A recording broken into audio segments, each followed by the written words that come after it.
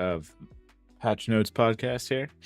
Get you updated and caught up on the latest stuff going on with tech, gaming, all that stuff, so you can get back to your more important work, you know? But in the meantime, kick back, relax, and let's nerd out, shall we? All right, we're just going to wait for Kyler here. Golden whenever he is.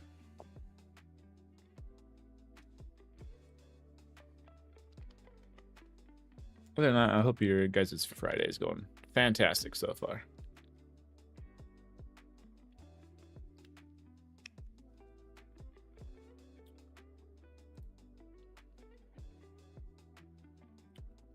Perfect. We are live. We are live. Okay. Oh, that's your events? Oh, okay. Good to know.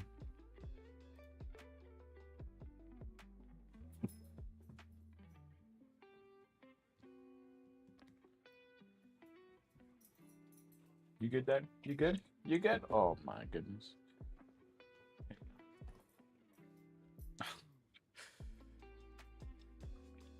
She's always just chilling.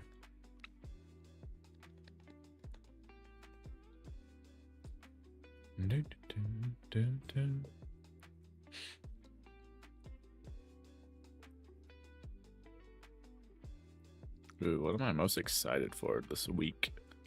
Probably Battlefield's up there. And I got a hot, well, we'll see if it's a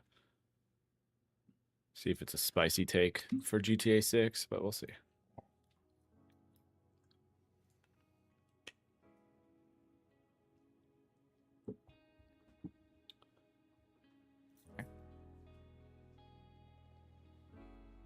All right, I'm here. All right.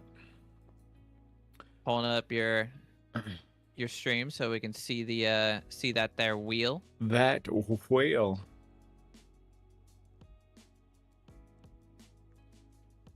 Just let me know when you see it. Yep, spin away, spin away. Let's do it.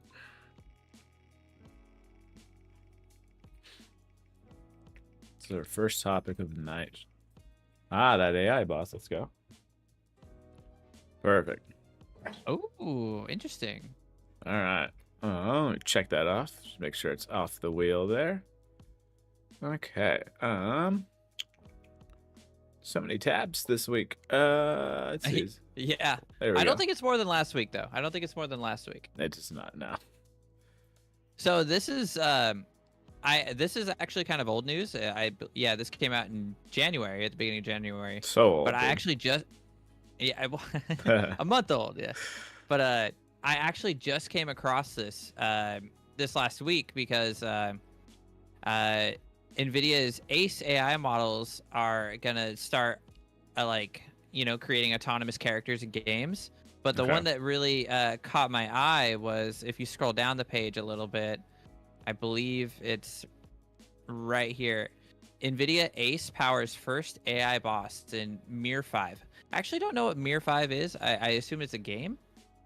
Unlike conventional scripted bosses, I assume the way this is going to work is the boss is going to be able to analyze and adjust based off your moves. I don't know how much, forcing us to adapt. I was actually talking to a friend about this, right? And I told him about this, and I was like, dude, this is like a boss that you may just never be able to beat.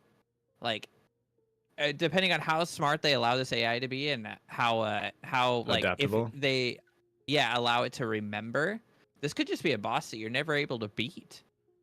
This sounds like the perfect next thing for God. If they want to introduce it into a game coming out, I can't remember what exactly it's called, but that the new Dark Souls roguelike, I guess it's like their multiplayer-ish kind of game.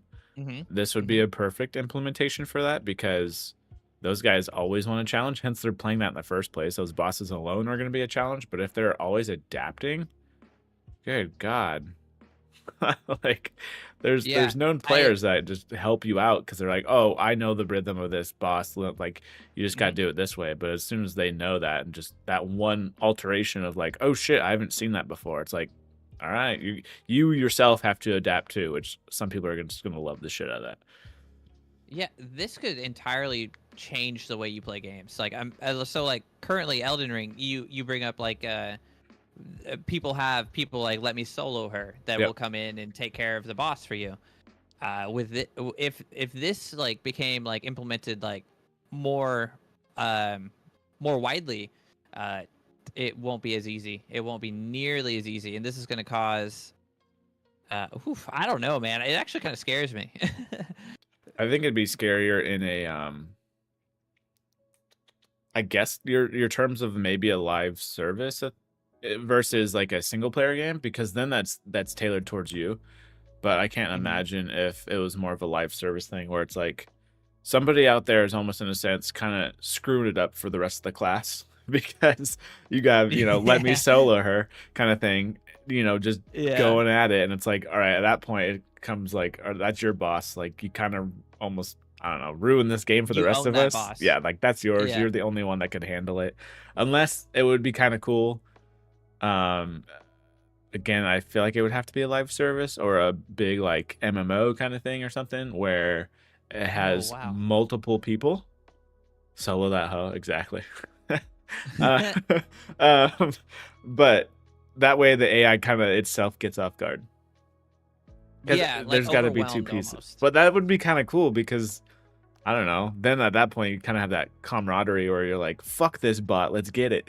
Like, We beat it. We let's beat get it. it. Yeah, and then it's like, all right, So let's not play it again because it probably remembers. It just remembered all our moves. it We're knows fresh how we out. took it down last time. Exactly, And it's good. and doing This good. so I was just 200 kind of doing good. skimming through this. This is crazy. Mir 5's AI will evaluate the current loadout and setup of the humans it's currently facing No, this is compared not to those pre-recorded. past encounters This and is always decide the live on best course Friday. of action to attain victory. That's just like insane. So it is going to be able to remember. It's going Okay. to remember things that it fought in the past. So I wonder how much this is going to vary based off difficulty. All right, so like If it's single player, it's again, fine. I don't You can dial it. I feel like. I don't know this game, so I don't know if there's going to be like, easy, medium, hard, hardcore. But how are they going to what are they going to do to the boss? Is it just going to be like dumb AI, a little smarter, really smart? I think at that point you put it in a box, if that makes sense. You put the logic Mm. itself into a And box, then like you allow it to open a door if yeah, it you just software lock more it. difficulties you go up. Yeah. Yeah, that In makes terms sense. of AI, like basically what it, from my understanding of what AI, neural networks, all this stuff is basically how many nodes of information are you allowing it to have to scrub through, and at that point you just put it in boxes of like, all right, you're allowed, let's say five boxes of information that you can memorize moves, all that other shit. And then you go to medium, you got 8, and then you go to extreme, die once kind of shit. And then you got 15, where 12. it's Mhm.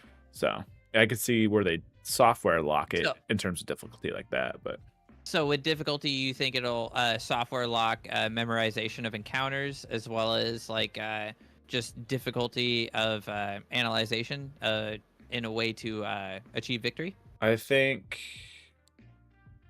don't think you put it on a normal mode. That's the hard part though, because freaking what am I blanking on? The game we literally just I talked guess. about. Oh, the Lord of the Elder or Rings. the Dark Souls. Well, Oh, Nemesis system. yeah, because that was across the board, no matter what. Hmm. Yep. I'm just trying to think if you. Well, was it? It was on the captains. Yeah, on all the captains. Yeah. So maybe they just do that. I don't know. But again, like you said, in terms of, I don't know if they treat it as like if you keep dying, because that system worked as if you kept dying, that would then upgrade, which I don't know, Level. which is kind of weird now thinking back on it, because at that point you died already, so you technically maybe you've learned and you can beat it again, but now it's even harder. Whereas this, I kind of like the Yeah. scaling a little bit better, because technically the AI, like it should know like, hey, I killed this person or whatever. Not, I don't have to be better just yet. So you're at that point, you're kind of I don't almost have to scaling change with it. anything just yet. Yeah. Like it's always gonna analyze the shit out of you, but. So this is a cool concept, but so that person I was talking to about it at work, they said they didn't like it because it felt cheap and easy. Easy? What are your thoughts on that? Yeah, well, cheap and easy on the game publisher's side. Oh. Like they're not scripting moves, and instead of that, they're letting an AI just decide. No. I don't think. I think it's easy at the end, but it's hard to build up to it. Does that make sense? Because the AI has to learn from something. You have to tell the moves to do it. Exactly, and you have to show the AI the moves. It's not like we're putting ChatGPT in here, you know, or even them wouldn't know how to do the moves. Yeah. But on top of that, you also have to animate the moves, and you know, so you're making a script for the AI to then run wild, change, modify. Yeah. I don't think it's not an easy mode. Unless he was talking strictly from the dev side. Is that what he's saying? Yes. If anything, I think you have to build it out further of all the possibilities of what you want it to potentially do, and then, because then at that point it might, because the more options you have, the more combos you have, in those regards, and so at that point, more variety it can create. Exactly, and then it could change up its patterns because of so many options now. So I think the upfront work is actually probably a little bit more, I would say, more difficult, and then at the end it tailors off to be easy, I guess, per se, but because then you don't have to do anything, because you're like, we put it in there and the game does what it's supposed to do right now. Like, I think this could create like awesome replayability though. Like if it if it wasn't just one boss and it was implemented to multiple bosses and like eventually like an entire game, I think this could create like quite a bit of replayability. And you were saying, so is this only for bosses, or is this also, I'm trying to read here in terms of, is this for NPCs in general? Well, okay, for this specific instance is just this boss. Okay. Interesting.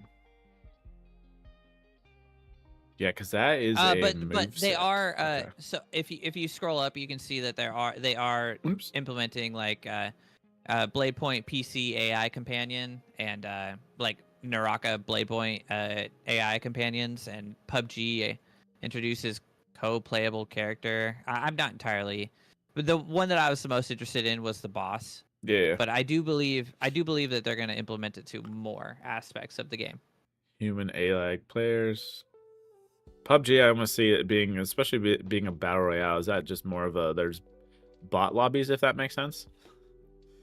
Yeah, I think so. Which at that point, I don't know if I guess Marvel Rivals has this whole thing where they keep you in that loop where it's like you're winning, then you get your ass kicked, blah blah blah, because of bot lobbies, all this other stuff. But I remember. Yeah, well, hell, if this is the AI in a sense, but it's gonna get better, then you're not gonna get those let's just say first round games where you get that victory royale. Because I know for a fact there was I can't remember off the top of my head what the name was called, but some of these games do this quite a bit, where it's your very first time playing, it knows that, it throws you in a bot lobby, you get that victory, and obviously it feels good, and it's like, all right, then tailor it from there. But Fortnite does that. Oh, see, there you go. Well, I guess, that's, I guess, kind of what skill-based matchmaking is supposed to do, where if you tank, it kind of lowers it, so you feel like you're constantly having fun, but still, if AI, well, it might almost be easier for the AI. I'm be curious to see it on the back end. Like, we don't have to, we have it scale so high, but players out there are just casual gamers galore, and it's down here. Yeah. Oh man, I thought this was cool. I think it'd be cool to implement further. So, does it worry me? I'm not a very good gamer, dude. So always it does kind of worry me a little bit. But I mean, shit, I'm sure I'd eventually get past it. I think it'd be fine. I think the modeling is fine. I think where a lot of people have issues with the whole AI thing, for the most part, to my understanding, is so the creation of a character. So for example, I know that Harrison Ford was on record, I want to say like this week or something like that, saying what's his name, like Troy Baker or something, that captured Indiana Jones in this latest game, saying he did a great job and all this other stuff. So they're afraid of the character creation on that side of what they look like, and also the voice acting of it. Whereas in terms of the difficulty of it, that can be AI for all I care.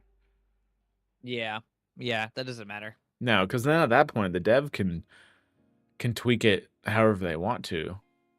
So in fact, it probably helps more than hurts. Yes, because I feel like if a developer can get something done faster, then why not? I still don't think it takes their job. Like they still have to code in all that stuff. No. Yeah, they still have so much work to do on their end with just like animating the moves and coding the moves and no. I don't see that. Because the only person this would take the job of, like this specific instance at least, would be the choreographer for that fight scene. Yeah. And even then, the choreographer still gotta like take the player model, take the character model, and then figure out what that character model can do. You know what I mean? Yep. And then feed it away. So yeah, I think this is cool though. I think it could be really cool. I think it'll be, it's interesting. I'd have to look up these games that it's suggesting. PUBG kind of is interesting. You'd almost think, because when I hear bosses, I'm not thinking PUBG, but you would think, Dark Souls-ish or whatever, not, or single player games in general, I guess. Your God of Wars, that kind of stuff, whatever, not.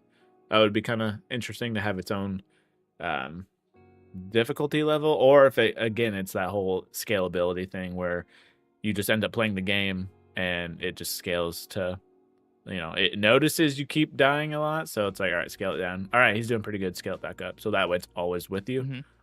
But that'd be hard though at the same time, because then how do you get those trophies of beating a game on the hardest difficulty? So yeah, but no, that's pretty dope nonetheless. Yeah. They have besides those, they're just testing those out. CES, yeah. Okay, so introducing it. Well, I guess first introduced in 2023, it looks like. Okay, so they've been cooking on it for a bit. Concept-wise, yeah. Okay. I'd be curious to know. Recently that they've been starting implementing it in games. Yeah. I'd be curious to know, if any other games use it almost like as a marketing tactic in terms of the, maybe a game being so hard where it has this feature in it or something like that. Interesting. Okay. Dope. Yeah, I'll be on the lookout for that though, for sure. Yeah, I'll be excited to try it. All right, what AI can't do is spin this wheel though. Yet. I'm sure we can get it to do it. Oh yeah, just script something real quick. All right, the Switch 2 pricing. You heard it here, folks. Official 2 Switch price. Just kidding. All right. So what was our guess on record? I think it was no more than 400. Yeah, I'll agree with that one. This still holds true for me. Okay. Yeah, so basically, after reading the...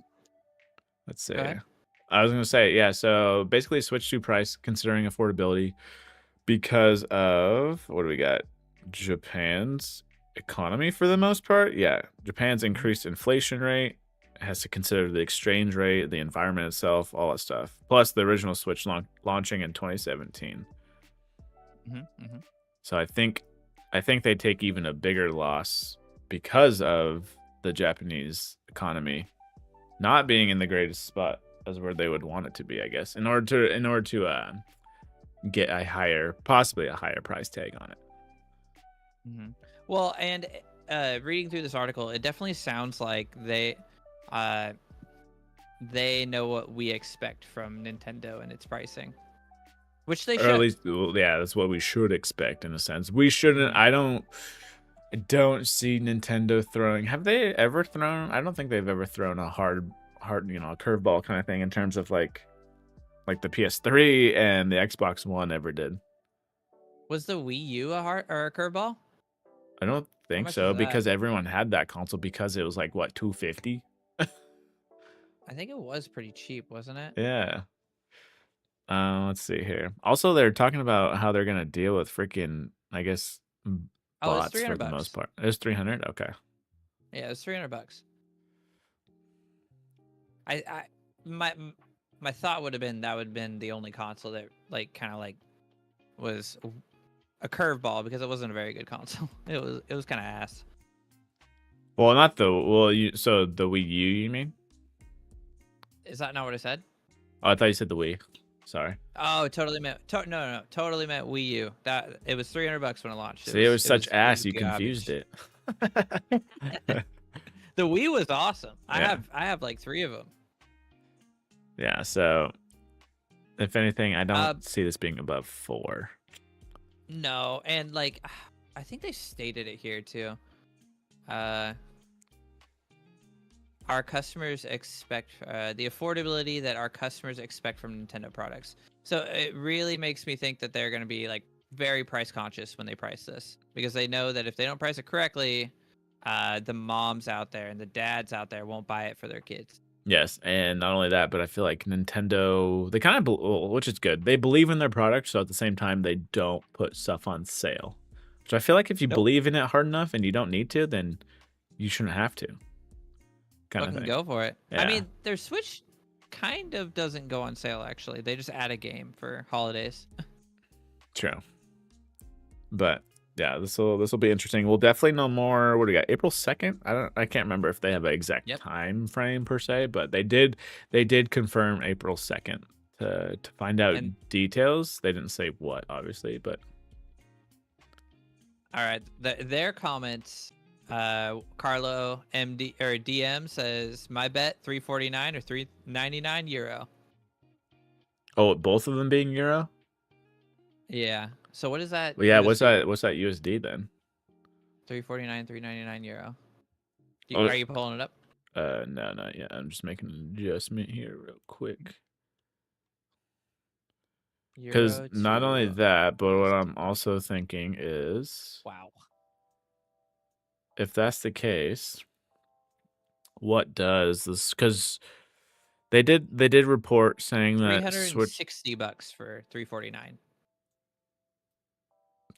USD. Yeah, $360. In a weird way, don't euro's worth more than the dollar. Oh, I was gonna say, well, I'm so, hence being biased, obviously, whatever. Not, I feel like they always price stuff USD and then they go from there. But they do. We have the largest market. I was gonna say because a 360 doesn't roll off the tongue in terms of a 9. I can see the 399 piece. 349.99. Yeah, because that makes it sound like you're getting it better than 350. I don't know. I'd be curious. Do they stop selling the normal Switch? They kind of already are, because they even not had the OLED. Not the OLED. I don't think, but in terms of the OG one, because even their sales are down. And granted, they don't want to state it's because of the Switch 2 on the horizon, but it definitely is. It's definitely How is it not? So. I think they do start. I think they do stop selling the OG Switch, and they only sell the OLED and this. Not the Lite. Oh. Yeah, I would say that's. I just thought about that. I was like, they have one that technically doesn't have the Joy-Con capabilities. What is that one right now? 3 something? Is that 350 one as well? Or is that the Lite? Yeah. How much is the Lite? I don't know. I have 2 of them too. They got to be. I'm taking a guess saying I want to say it's 250. I was gonna say I want to say 250, but it almost sounds too cheap. But then again, you don't have all the Joy-Con tech for the most part. Oh, dude, what the? $188, $200. 200 right now. 200 on Amazon right now. Holy shit! And it being backwards compatible. Okay, so they have to tailor this then. Oh, so I think they keep that around too. Oh, hello. I think they do. So you go. Or they make an upgraded OLED model. Ooh, they could. I'm trying to think what your ladder is here, because every company wants you to climb some form of a ladder in terms of pricing strategy. Oh yeah, Xbox Series S, Series X. Yeah. PlayStation Digital, PlayStation Disc. Which is hilarious because a lot of people just bought the disc version anyway, even though the other one was $100 difference. But whatever. And most of their games are digital anyway. I know. Let's see. You said It that would was probably go. It would 200. probably go the light, the OLED, the new Switch. So 400 top. 200. You go Yeah, 100. 203, 49.99, 400. Or they lower the price to the OLED when this dropped to 300 and they released us at 400. Yeah. I don't think they're gonna lower the price to the OLED though. If they get rid of the normal Switch, I could see them doing it. Yeah. I could see $100 difference. What do they take away to save that $50 though? Yeah, it's hard. It's hard because of it being backwards compatible, which coming, from I'm trying to think from a kid's perspective, Nintendo's not going to hold back unless here's what I could see that Nintendo might do this. Just because something's backwards compatible doesn't mean it comes with all the features, if that makes sense. Yeah. Based on hardware. So, just looking at this Mario game with it maybe missing a dock or there's that. I'm saying so like Mario. It can be up to 24 players, at least based on the trailer that everyone nitpicked. 24 players online on Switch 2. But on the first gen Switch, it's, I don't know, up to, it's lower. I don't know if they could do that per se, but I see what you're saying. Yeah. Yeah. Because different hardware formats maybe can do, obviously, handle stuff differently. So. That makes sense. Like almost like a region lock, but a console lock. Yeah, like software locking to somewhat of a degree, just because I feel like that is a decent jump. But then again, when I think about it, I also have to remember that these jumps aren't like Switch 2 is not matching an Xbox Series X or a PlayStation 5. It's matching PS4. It's matching an Xbox One. Yes. So maybe the features are going to be there fully, and that could just be totally wrong. So that's interesting. That's an interesting thought. Because especially for a Mario game. Well, no, I think that's not the first time they've like console locked something, is it? If they were to do that, I don't think so. I feel like they have. I'm just trying to think of their incentive to be like, you should get this one instead, over hanging on to your current Switch. Well, okay, so your example of the Mario Kart, I'm not sure that Mario Kart's going to go on the old Switch. The new one? Well, a lot of people are saying that the reason why something might not be backwards compatible per se was because of something like the how the Joy-Cons are.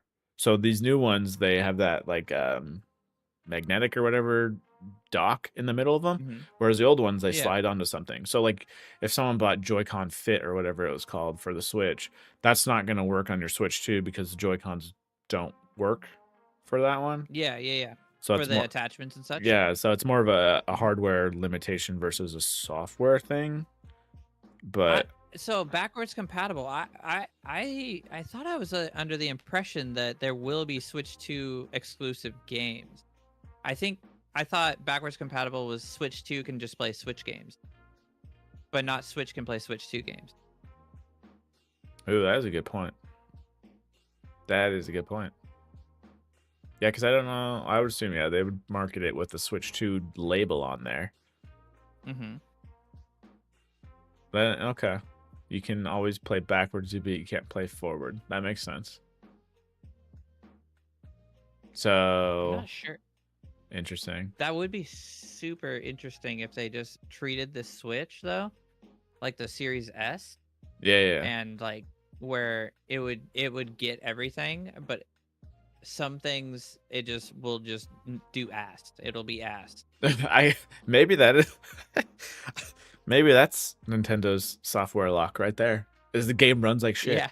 Like your game runs like shit. Here's a reason to upgrade, because it'll just be garbage. I'm thinking of that because the whatever latest Zelda game, they're gonna sell however many they sold on the Switch last year, whenever it came out, kind of thing. Like, they're gonna flip that. They're just gonna flip that. Easy. graphics update, Easy. this, and that. It's not even.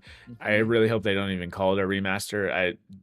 They're basically just gonna treat it like GTA 5, where it's like, all right, it's on this new hardware now, Oh, you can yeah. buy it. So it's like, here you go. Or Skyrim. Like, Yeah. yeah. Which supposedly it was funny. I was scrolling through some articles and 2K, so like developer of like GTA and all this other stuff, is like, oh yeah, we'd love to have our games on the Switch and this, and that. And it's like, bro, if anything, you would not be getting GTA 6. I would You hardly. could get Skyrim. It'd be like you'd be getting GTA 5, especially if this thing is gonna be trying to match an Xbox One/PS4. But Yeah. I'm just like, you ain't getting GTA 6. Obviously, any Yeah, they would CEO is gonna be like, yeah, I would love to put our stuff on there. Yeah, you would, because it's fucking money in your pockets. they wouldn't get Red Dead 2 either. They'd get Red Dead. Oh yeah. Not the remastered Yeah. either. The OG. No. No. They would get the one that had like the kind of cool zombies mode in it. Yeah. Oh yeah, I forgot about that one. Yep. Yeah, that was actually kind of cool. But yeah, I'm when do you think we hear pricing? I don't know if we I think they do we hear it on April 2nd? Nintendo?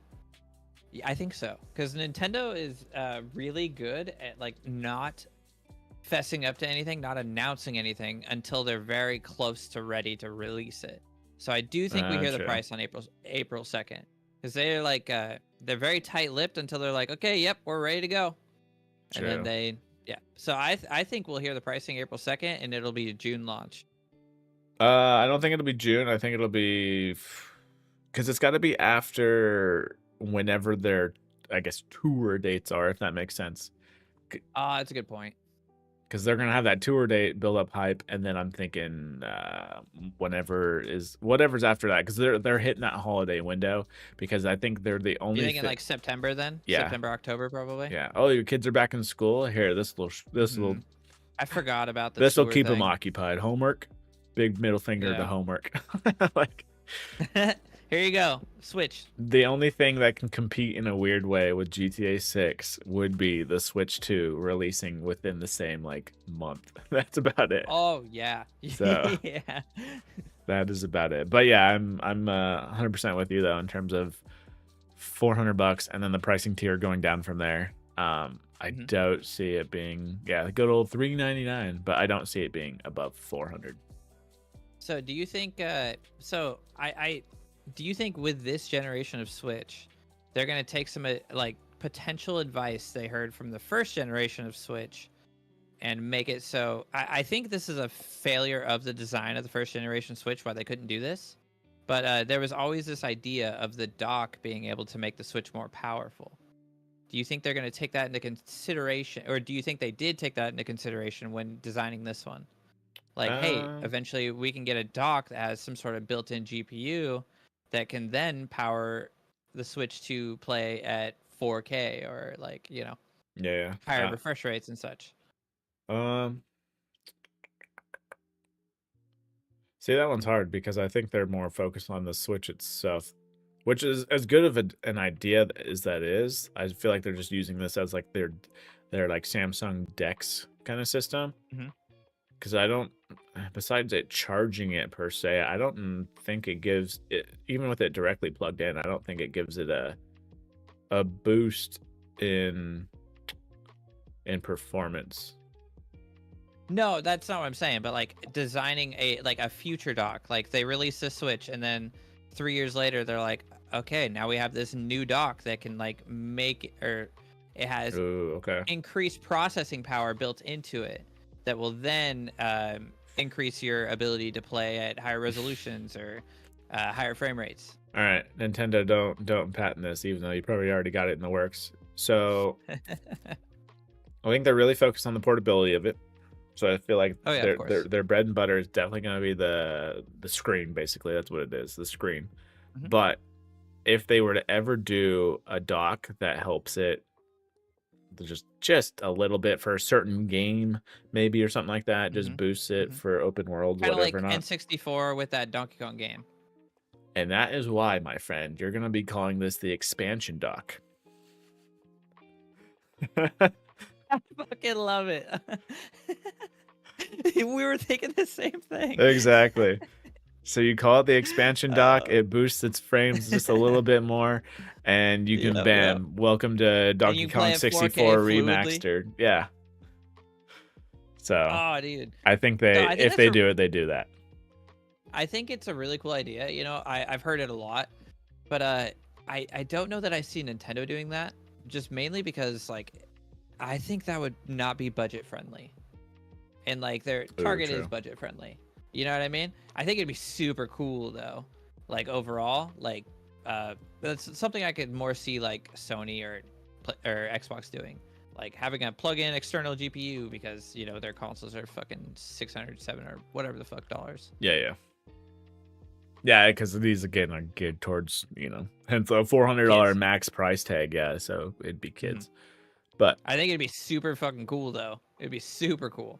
yeah, I will say with it being the color that it is, though, I feel like this just leads to them having some decent custom ones for Mario, your Zeldas, because I'm assuming with even a new version of Zelda, since it's just going to be, I would assume, a graphical upgrade.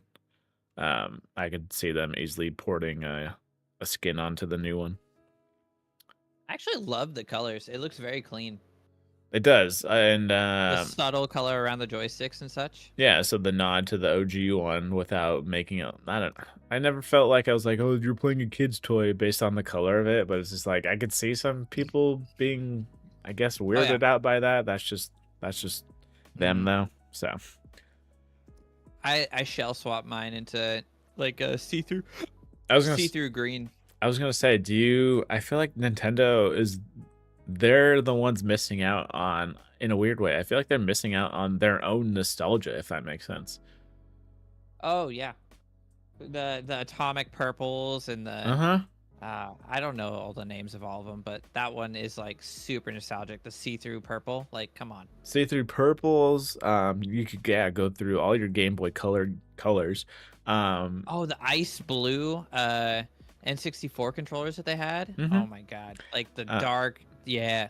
You could do typically your your obvious GameCube purple. You could go Super Nintendo and then just the Nintendo NES basically. So like your red and blacks with that off gray basically, old school gray. There's so many things that they could just eat into these nostalgia markets with. Yeah, kind of like PlayStation just did with their 20th anniversary of PlayStation, right? Didn't Oh, they the themes release like a special didn't they release like a special PS5 that was like for the PS1? themed?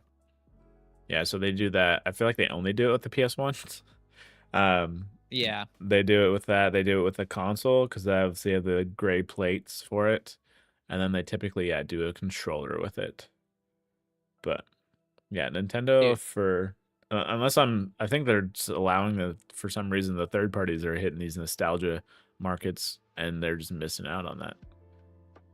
Highly hardcore missing out. That's a big chunk of money right there. Dude, I gotta tell you real quick, side note. So we talked about it last week. This new Nvidia broadcast sucks. Oh my god, I forgot it was still turned on from last week. It's picking up me hitting my vape now. It never picked that up before. So they screwed up. Yeah. Okay. Which they made this way worse. Which leads me to, because we'll just segue right to it, and I don't need to spin the wheel for it. We'll go to. Is this something I should pop on your stream for?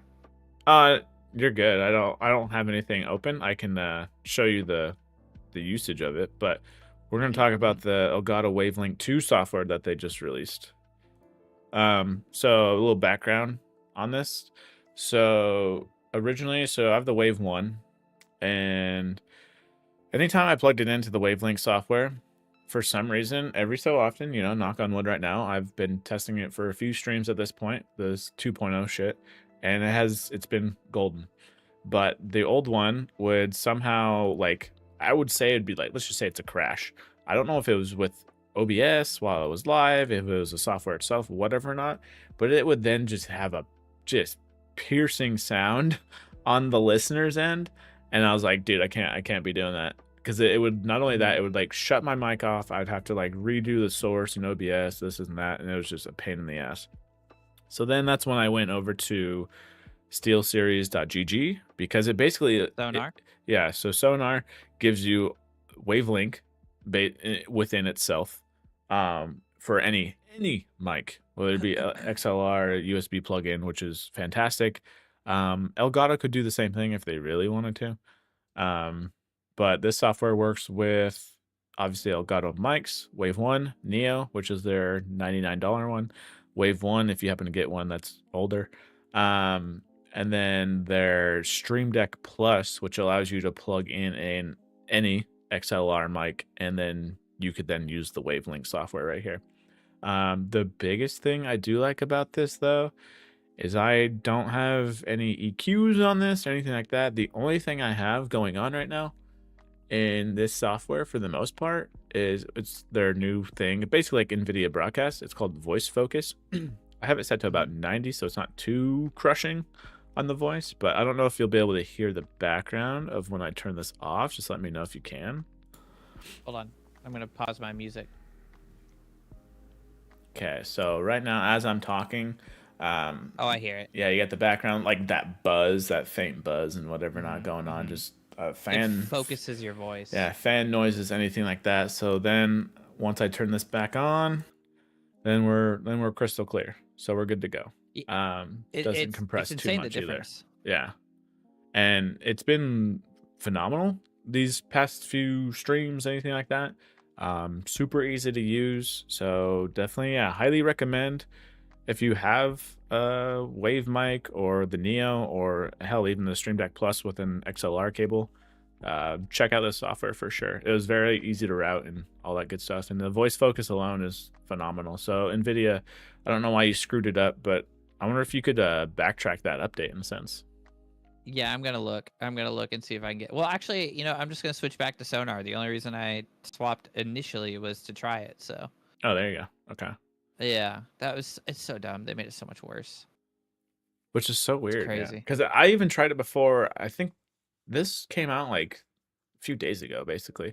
Because I was like, God, I want to get dial in my stuff because sound wise, I could never get a dial. I'd still hear the humming, or the voice was too loud. Like the gain, for some reason, it's so weird. You can only change the gain on this mic for the most part through the Wavelink software. And so I feel like it was like just hard locked at max all the time. So it was like voice would just sound so off to me, and I was like, all right, I gotta fix this. So luckily, software side, they pushed that update out, which is super helpful on that. But yeah, in terms of, I don't know, I feel like this mic, I still think I have it. I'd have to look for it, but I did have like a $35 fee fine mic when I first was rocking and rolling with the whole YouTube stream thing, whatever not. And honestly, I feel like you can get away with quite a few mics that are pretty cheap nowadays, and you don't have to, as nice as the Shure MV7s or SM7B. Yeah, 7B. as nice as those things are, don't get me wrong, it's like I don't think a majority of people, I guess, need that or whatever not. But hell, if you can afford it, then be my guest. So real quick, what's up, Kenobi? Congratulations on graduating. I will be playing games tomorrow. So hell yeah, Kenobi. Congrats, I will be playing games tomorrow. And you fly home tomorrow morning? Oh, you graduated top of your class? That's hype. Congrats, man. One of these, dude. One of these, flexing. Another question. How much do you think my mic was? Because that one's fee fine, correct? I believe it is. Yes. I'm trying to remember how much that was. I'm just gonna shoot 80. I'll just shoot. It was $49.99. There you go. Good. And that's a because I guess the only difference I would say in suggestion wise in terms of a mic is, so the mic I have versus the one you have is actually different. I guess have a pickups. Yeah. Mm-hmm. So yours is, if something's right in front, it's getting that. Whereas if you're snapping over here, it shouldn't get that unless you're on Nvidia Broadcast, you son of a bitch. Well, actually, it still doesn't get it. But the reason that I had to get a dynamic mic, because I had major issues with condenser mics. Yeah. And the reason we had to go dynamic is because my wife streams literally right behind me. So we both had like really nice, Voice going really on. well, not really nice, but expensive. We had the HyperX, like Hypercast. yeah, the HyperX Hypercast mics, and we both had one. She had a white one, and I had a black one, and they would just constantly be picking each other up. So we went dynamic, and now we don't have that issue. There you go. But basically you have like to be, what? you have to be like eating your fucking mic. Oh yeah. What they say, like a palm or something away or whatever. Not yeah. Because even with the hyper, correct me if I'm wrong on that, didn't they have a knob to switch it a little bit in terms of where it was picking up? Yes. But it's not the same as a direct. Yeah. No. Okay. Because so like on the hyper, this would be the front, right? Yeah. And it would pick up its pickup patterns where like it could either pick up all around the back, right in the front, or everywhere. And the front V that it would pick up in was still so wide the further back you went that it didn't really do much. It kind of was trash. And I don't recommend those mics, by the way. And correct me if I'm wrong, what are we looking at? 150 for those at least? Dude, more? My wife's was 200. There we go. Yeah. See, that's always the you gotta make you feel good in a sense when you're getting this $49.99 mic, and like, how do I sound right now? Do I sound pretty good? Yeah, sounds fantastic. Like yeah. And it's just like you're almost feeling like you're getting away with something because it's like, dude, this thing's fucking $50. Robbing the liquor store. Yeah, and then all these YouTubers, whatever, and all they're like, oh, bro, get this Elgato shit or this and that for anything above 100, you'll be fine because audio is more important than video, which. Don't get me wrong, I agree, but at the same time, I don't think you need to be spending $100+ for said audio. No. You got people making TikToks and shorts with a goddamn wired headphone mic, like. Yep. Holding the fucking headphone to their like. Yeah, they're like, come on, man. All right, we're doing interviews. It sounds pretty good too. And it sounds fantastic. It sounds fantastic. Yeah. I'm just like. I did go. I don't know. I did go XLR. Oh, that's fine. Yeah. Yeah, and I did notice a change because I used to use this as USB, but I did notice a change when I went from USB to XLR, and I have a mixer over here now. Interesting. It did isolate things a little bit more. It was already pretty isolated, but it just sounded more clear. Real. Yeah. Oh, okay. Gotcha. So not compressed through USB or anything like that. Okay, gotcha. Okay. Dope. Yeah. Oh yeah, full. Full is a good word for it too. Oh, there you go. Broadcasty or whatever and that kind of shit. Dope. Yeah, so I guess in that case, we both highly recommend Feefine if you're looking for a mic to get started with. So. Oh, dude, great mic. I actually look at mics frequently, and I'm like, I still like my mic. Correct me if I'm wrong too. Does that only work on PC or does that work on both? Because I remember when I got mine, you could plug in at least the USB side of it. You could plug into like a PlayStation 4. I believe you can plug into a PlayStation 4. Yeah, so you could at least, do your friends a solid and be sounding extra crispy over there while they're, talking through a sock. But that good old McDonald's mic. Let me see real quick. Oh, you're on their website or something? $54.99 now. Oh, well, I was gonna say AM8.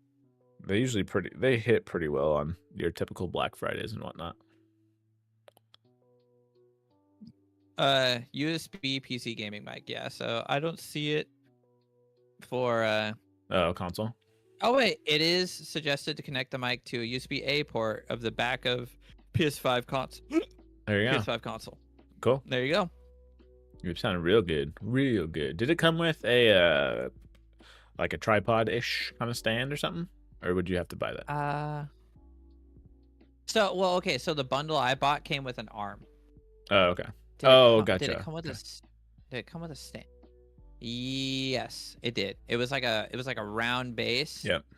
And then it mounted to this hanger here. Like so? Yes. Okay. Man, I should have sent you a freaking boom arm. I have another one in the closet. The only thing that sucks is boom arms require, I don't know, a 2-inch gap or whatever. Not the way this desk sits is that there's not a deep enough, let's say, lip for an arm, which blows. So it is what it is. but yeah, hence the extension rods. Get it up there, because like you said, the biggest thing is to make sure you're actually talking into the mic, and it's not over here or something like that. But yeah, so yeah. All right, spin that wheel. Yeah, spin it. Oh, what are we getting? Battlefield Labs. Ooh. Okay. Actually, don't know much about this. I did watch the video. Perfect. At first, when I first read it, I was like, "Is this just like Forge for Battlefield?" Let's see. We'll have no volume in the background here. We'll just let it play in the back as we talk. My biggest thing with this, and well, I guess the franchise in general. How about that?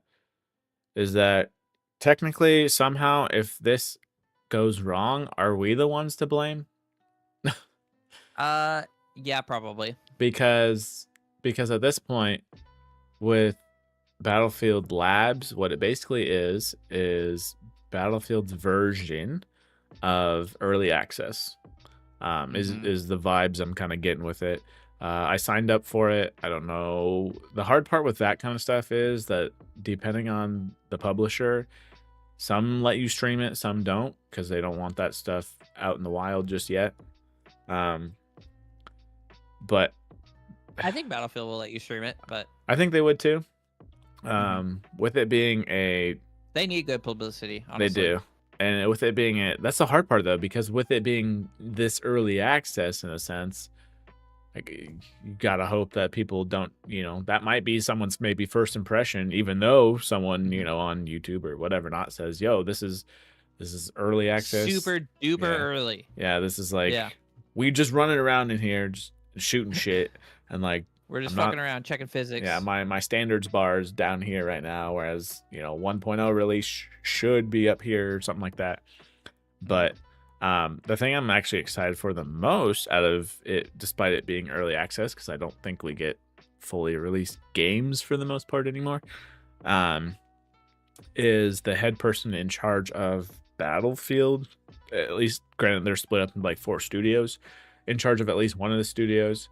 And kind of overseeing Battlefield itself is we got Vince Sempel or whatever, and he was the OG off Infinity Ward, so Modern Warfare 2, the OG one on that.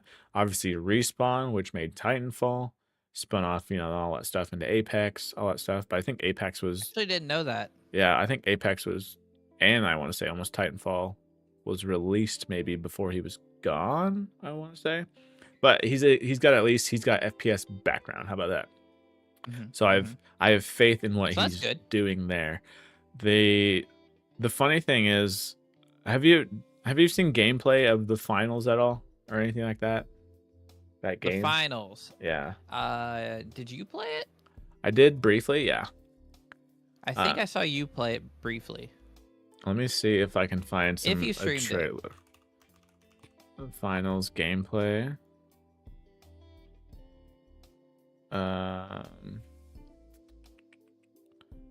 Or I guess trailer, because it has like a similar, and for me at least, it has a similar destruction vibe, and I kind of, which makes sense because it's off of OG Battlefield developers. And so I think what they're gonna do, which would be kind of cool, because the finals had quite a few things that could be just destroyed. You see a floor above you, below you, whatever, not a wall. I watched Shroud play this actually. Yeah. And so like there's even a character in a sense where Heavy, you take his hammer and you could basically bust down any wall. Cranes, this sort of thing, which if they implement anywhere near this level of destructibility, I think Battlefield's in for a good time. Which I feel like Battlefield used to be known for how much destruction they have. I think they still kind of are, aren't they? Not as much, no. Do you remember Battlefield Bad Company? You could drive right through the fucking houses. Yep, and that is the one. That's the one I feel like a lot of people will go back to, Battlefield 3 and whatnot in terms of their nostalgia for it. But yeah, in terms of destructibility, I feel like a lot of people always go back to Bad Company. And that's why I'm hoping with the finals being out, all that sort of thing, they've kind of seen what those devs, those old Battlefield devs, have done with the game and how destructible a game can still be, and hopefully they just implement it with Battlefield, game modes and the skin of more, war based than I don't know, your goofing off kind of finals kind of game. But yeah, that'd be sick because Battlefield's kind of got a bad name right now. Oh yeah, especially with the 24-2 was rough. What was the last good Battlefield? I think it was the last one I played was like Battlefield 1 or some shit. Yeah. I'll agree. Yeah. I'll agree with that one just because of the gun mechanics felt good. Dude, and maps that felt so fun to play with all your friends. Oh yeah. God. We were all playing it. That was so fun. Maps were dope still. I feel like 24-2 just had that. It was too big for its own good, if that makes sense. Yeah, so. Battlefield 1 already felt like massive enough. Mm-hmm. Like, dude, like how many players were on a map? Was it like 120? 120? Something up there. Yeah. I remember it was like squadrons of 20, right? Let's see, Battlefield 1. Yeah. Because there was like multiple squadrons on your team, and I think there was like 5 of them or 4 of them. I can't remember exactly. Oh, that's for that. Battlefield 1's can support up to 64 players. That's where I'm thinking 24-2. I think they amped it up to the 1-somethings. It felt so much bigger than that, though, just with all the bombs going off and shit. Yeah. It felt huge. Because I think rumor has it, at least, that this new one that they're working on, the Battlefield Labs, whatever they're going to eventually call this, is kind of coming back to that 64 because of... Nice. What was that? I'm trying to think what that mode was. That's what Halo needs to go to. It's not domination, but it was like that tug of war, in a sense. Mm-hmm. That was really fun because you'd have to keep going back and forth. Wasn't that the one where you'd capture territories and then you need to hold like X amount for so long and then the bar would slide? Yeah, dude, I would load that game up and play it now. That was fun. I don't even know. Yeah, I'm trying to think. I wonder what the price would be. I guess I could look real quick. Let me see. Is there any deal.com? I don't have Steam open. Wait. Battlefield 1. Is this a real site? Store. $1.39. Is that what you're looking at? No, Tech Tip. Is there a deal.com? Yeah. This is a huge Tech Tip. Dude, it's my go-to. You want to talk about being cheap on mics or anything like that? Is there deal.com? Put in your game. You'll see when it was the lowest, if it's currently the lowest, and where to get it from. Because typically, if you're on PC or whatever, not you can transfer it to Steam or whatever you need to. So definitely, this is wild. Definitely check it out. This is cool as shit. This is a major tech tip for anybody on PC, guys. Oh yeah. You want to save that money? Save that money. Let's just see. Let's just type it in. Let's just see. And this just scours. What up, man? How you doing, dude? Yeah, it's just it's just basically a browser for where the hell it can find the cheapest game, or the cheapest version of it. Where? EA Store right now, $1.39. $1.99 Steam low. Oh wow, this is cool. This is super cool. Okay, cool. Well, that's good to know. We're trying to play Battlefield 1 tomorrow. I wonder if I can get my wife to do it. Oh, you know what? We could. Dude, you can. I'm sorry, but you can play any game if there's a squad. Just saying. That is true. Did you say it was $1.99 on Steam right now? No. Life is Strange 2 was. Oh, sorry. I just typed in another game. Yeah, good old 3 a.m. sesh, dude. Just gotta wake you up. Good morning, sunshine. 1 is $1.99 on Steam right now. From $39.99, it is $1.99. Is it really? Okay. Yeah, I'll buy it for you. Oh, I was like,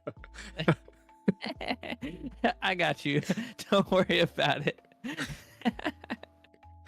Oh boy, that is. How much is your meal? 50 cents, dog. I got your meal, dog. I got you. I got you, fam. Don't worry about it. I don't know. I don't know whether to feel like thankful or like I can't afford 50 cents. I don't get it. Or offended. Fuck. I'm lightheaded now. There you go. Love it. Oh, thanks, dog. Uh, Oh I'm. man. Does it tell you? I would hope it would. The show, yeah, because Steam would let you know when a friend has played a game, so it would then prevent you from buying 215. something. It's Whopping $2 total. menu items. Oh, good lord! Welcome to the value Well, menu of actually, Steam. dollar menu doesn't even exist anymore. I know, dude. Just on a random tangent right now, but like, went to Taco Bell a few days ago. Let's say a week or whatever, not. Yeah. And I was like, what the hell happened to the $5 box? They got these like tiers now. It's like 5, 7, 9. I'm like, stop it. You guys are creeping up to, this $10 shit. I'm like, good God. Or Taco Bell too. I'm like, God damn it. It's like the whole freaking Subway thing, like $6 footlongs or whatever it is. And I'm like, oh God, people think that's a deal. They used to be 5 back in my day. Not too long ago, didn't they get hit with a lawsuit because their footlongs weren't really footlongs? Oh, there's a bunch of shit. Yeah. It's funny with all that stuff though. $2 though, Yeah. 2 something and change for Battlefield 1. Yeah, did you get that? Let me verify. Yeah, this won't really dox anything. You received a gift. Let's go. Yeah, let's go. I'll claim that shit. Shit. All because we were talking about it. Look at that. Fucking sold. Yeah, seriously. That is crazy. There's like an EA. Okay, for anybody that's on Wild computer, there is like an EA sale going on. Don't they have a benchmark for that thing? And yours is melting? Oh God. I don't know what else is on sale, but I did see that was. I got Mint over here saying in the UK they're actually bigger than a foot long. Of course they would do that for Subway over there. Those bastards. What are they, like 7? Wait, what did you say? Sorry, I missed it. Oh, I got Mint over here in chat saying that in the UK the Subway is actually bigger than a foot long over there. Oh, really? Yeah. Well, UK has got like better quality food overall. Yeah, it's probably not shoved with plastics and shit. Yeah. Yeah. All right, spin that wheel. Spin that wheel for what other game we're gonna buy? Okay, cool. I know, right? No. What you playing tomorrow? Actually, I'm not sure what I'm playing tomorrow. So we're playing Battlefield 1. Wife, Thanks. Just kidding. Well, I actually probably might play a little bit of Battlefield 1 before, but my wife set up game night with my sister and her other half. So we'll be playing whatever she feels like playing. Oh boy, she's had a long week, so. Oh, dude, yeah, game it out. Get that mind off whatever. Speaking of getting it off whatever, spin that wheel. Did you take Battlefield Labs off? You did not. Oh shit! Good catch. Before it stopped. Respin. Didn't count. Mulligan. Mulligan.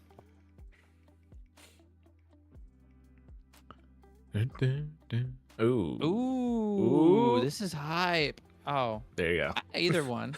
Yeah. Okay. This is hot. Ooh. I mean, the other one's cool too, but can we put Unreal Engine 5 as shit crash out on the wheel? We can talk about it if you want right now. I don't. Yeah. Chat suggestions are always welcome. Just saying. And then you'll have to give your own context in terms of your crashing. I'm assuming it's in terms of wilds over there. But yeah, as you're doing that, as you're typing your book and whatever not, we'll go over this framework of laptop. So for the people that don't know what framework is, here, yes, explain it. Explain it to the scrub. I'm just basing it off of you bring in all the, is it like what was it, Aria or whatever it's supposed to be? Yes, it is Project Aura. Oh, Aura, my bad. Project Aura, which also, if you don't know what that was, it was a modular smartphone. By Google / Motorola, RIP. Yep. God damn it. Yeah, I know. Rest in peace. So the framework laptop is actually just a DIY laptop. So you can pretty much, it is an upgradable DIY. Just wanted to check in. Got a flight early tomorrow. See you around. All right. Hopefully I'll see you tomorrow. Hopefully Safe travels. Yeah. Planes are scary right now, dude. Anyway. So yeah, basically you can buy all the parts for your laptop and you can build it yourself. So I'm on their website right now. We're going to go to, we'll go to shop all. And if you scroll through, they have the chassis, just the bare chassis that you can buy. Okay. And then you can buy whatever version of mainboard that you want that will fit in your chassis. So right here for the laptop 13, you have some Intel series boards. You have Intel series with a Cooler Master cooler on it. And then if you scroll down a little bit, you'll have some AMD series boards. And basically, every time they make a new chipset, or release a new processor, they just make a new main board that you can then put into your chassis that you already have. Sick. Yep. And then that old main board, it doesn't just go to the garbage. They sell another case that you can actually slap that into and use it as like a PC on your desk, and it just turns it into a basic PC at that point. Dope. So their mission is to cut down on electronic waste. And it's kind of like, it's a given, you know, a person that has a laptop, they'll eventually upgrade their laptop. So their old laptop will get recycled. A lot of components will just get thrown away because they're outdated. Keyboard's super dirty, you know. But with this, wow, that was weird. But with this, all of that stuff is reused. You reuse your old keyboard that was on it. You reuse your old touchpad. You just swap out the main board, or if you want an upgraded battery, you buy the battery and you swap in the new battery. Repairability and reusability is extremely high with Framework. Now, they're very expensive. Oh, okay. As usually there's a given cost, yeah. Yep. That's why this is actually so huge, because they just started releasing, or they just dropped the price for the shells for the laptop 13 to $400. So with the shell, you get the screen, you get the like main body of it. The only things you don't get are, I think they list it in here too. You don't get, yeah, this is a complete laptop 13 chassis with everything except for mainboard, memory, storage, and Wi-Fi. So you get everything else that the chassis would need. So like battery, keyboard, everything. Mm-hmm. So if you actually like go to their website, you can build your whole laptop now for $700. So I was gonna say, did you spec one out by chance? I'm just curious. I did. So you can get them as cheap as so I put this in the bag, I put that chassis in the bag, and then I went to Shop All, and I went to laptop 13. Where do they? I did it on my phone, so it's much. Where is it? Where's the 13? How do you? Oh, maybe I went to mainboard. But yeah, so you can actually get a Risk V motherboard for $200. So you could build your whole laptop, your whole modular laptop for $600 if you wanted to do a Risk V motherboard. Dope. Okay. Pretty freaking cool. I've liked this company since I found them, and then Linus from Tech Tips actually is a investor in them. Smart. So he's shown off his laptop a few times, and I'm like, God fucking damn it, I want one of those so bad. This is actually the first time that they're coming down in price to the point where I might actually be able to get one. That'd be cool. Not like right now. Yeah, I just got a new laptop, but screens, do they have the specs on those? Do you have that up by chance? I'm just curious. Is it your typical like just 1080p? So they do have a couple different options. Let me see if I can get there. Their website's kind of confusing to use. Both AMD and Intel. Here we go.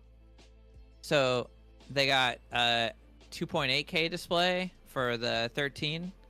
They have a matte display kit. They have, let's see what that 2.8 resolution is. Oh yeah, 2.8, obviously. 2880 by 1920 at 120 hertz.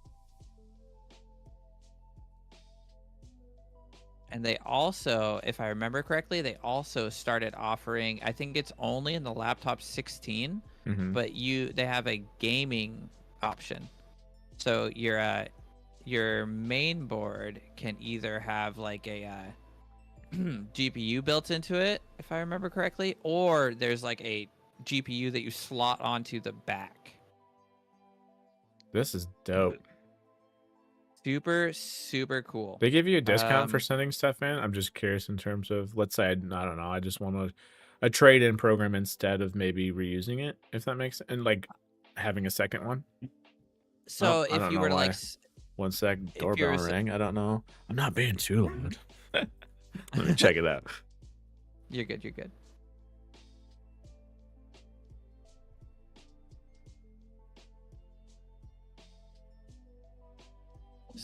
Holy fuck.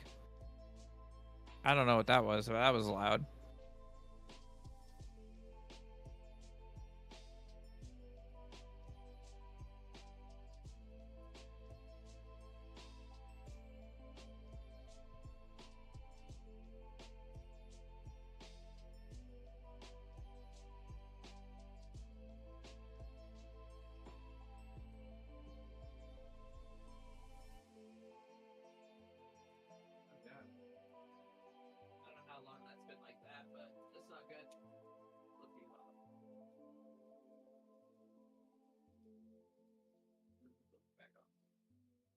Oh, that's right. Power buttons. That now. What the fuck was that noise?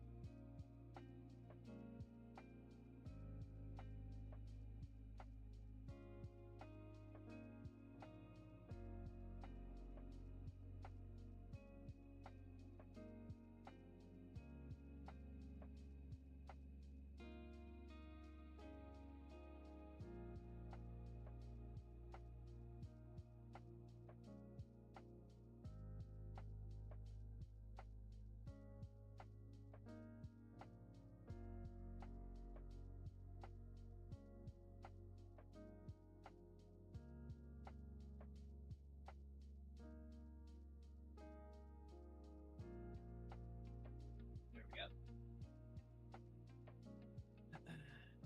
All right. Anywho. Thank you. Okay, yeah, we're good there. We're good there.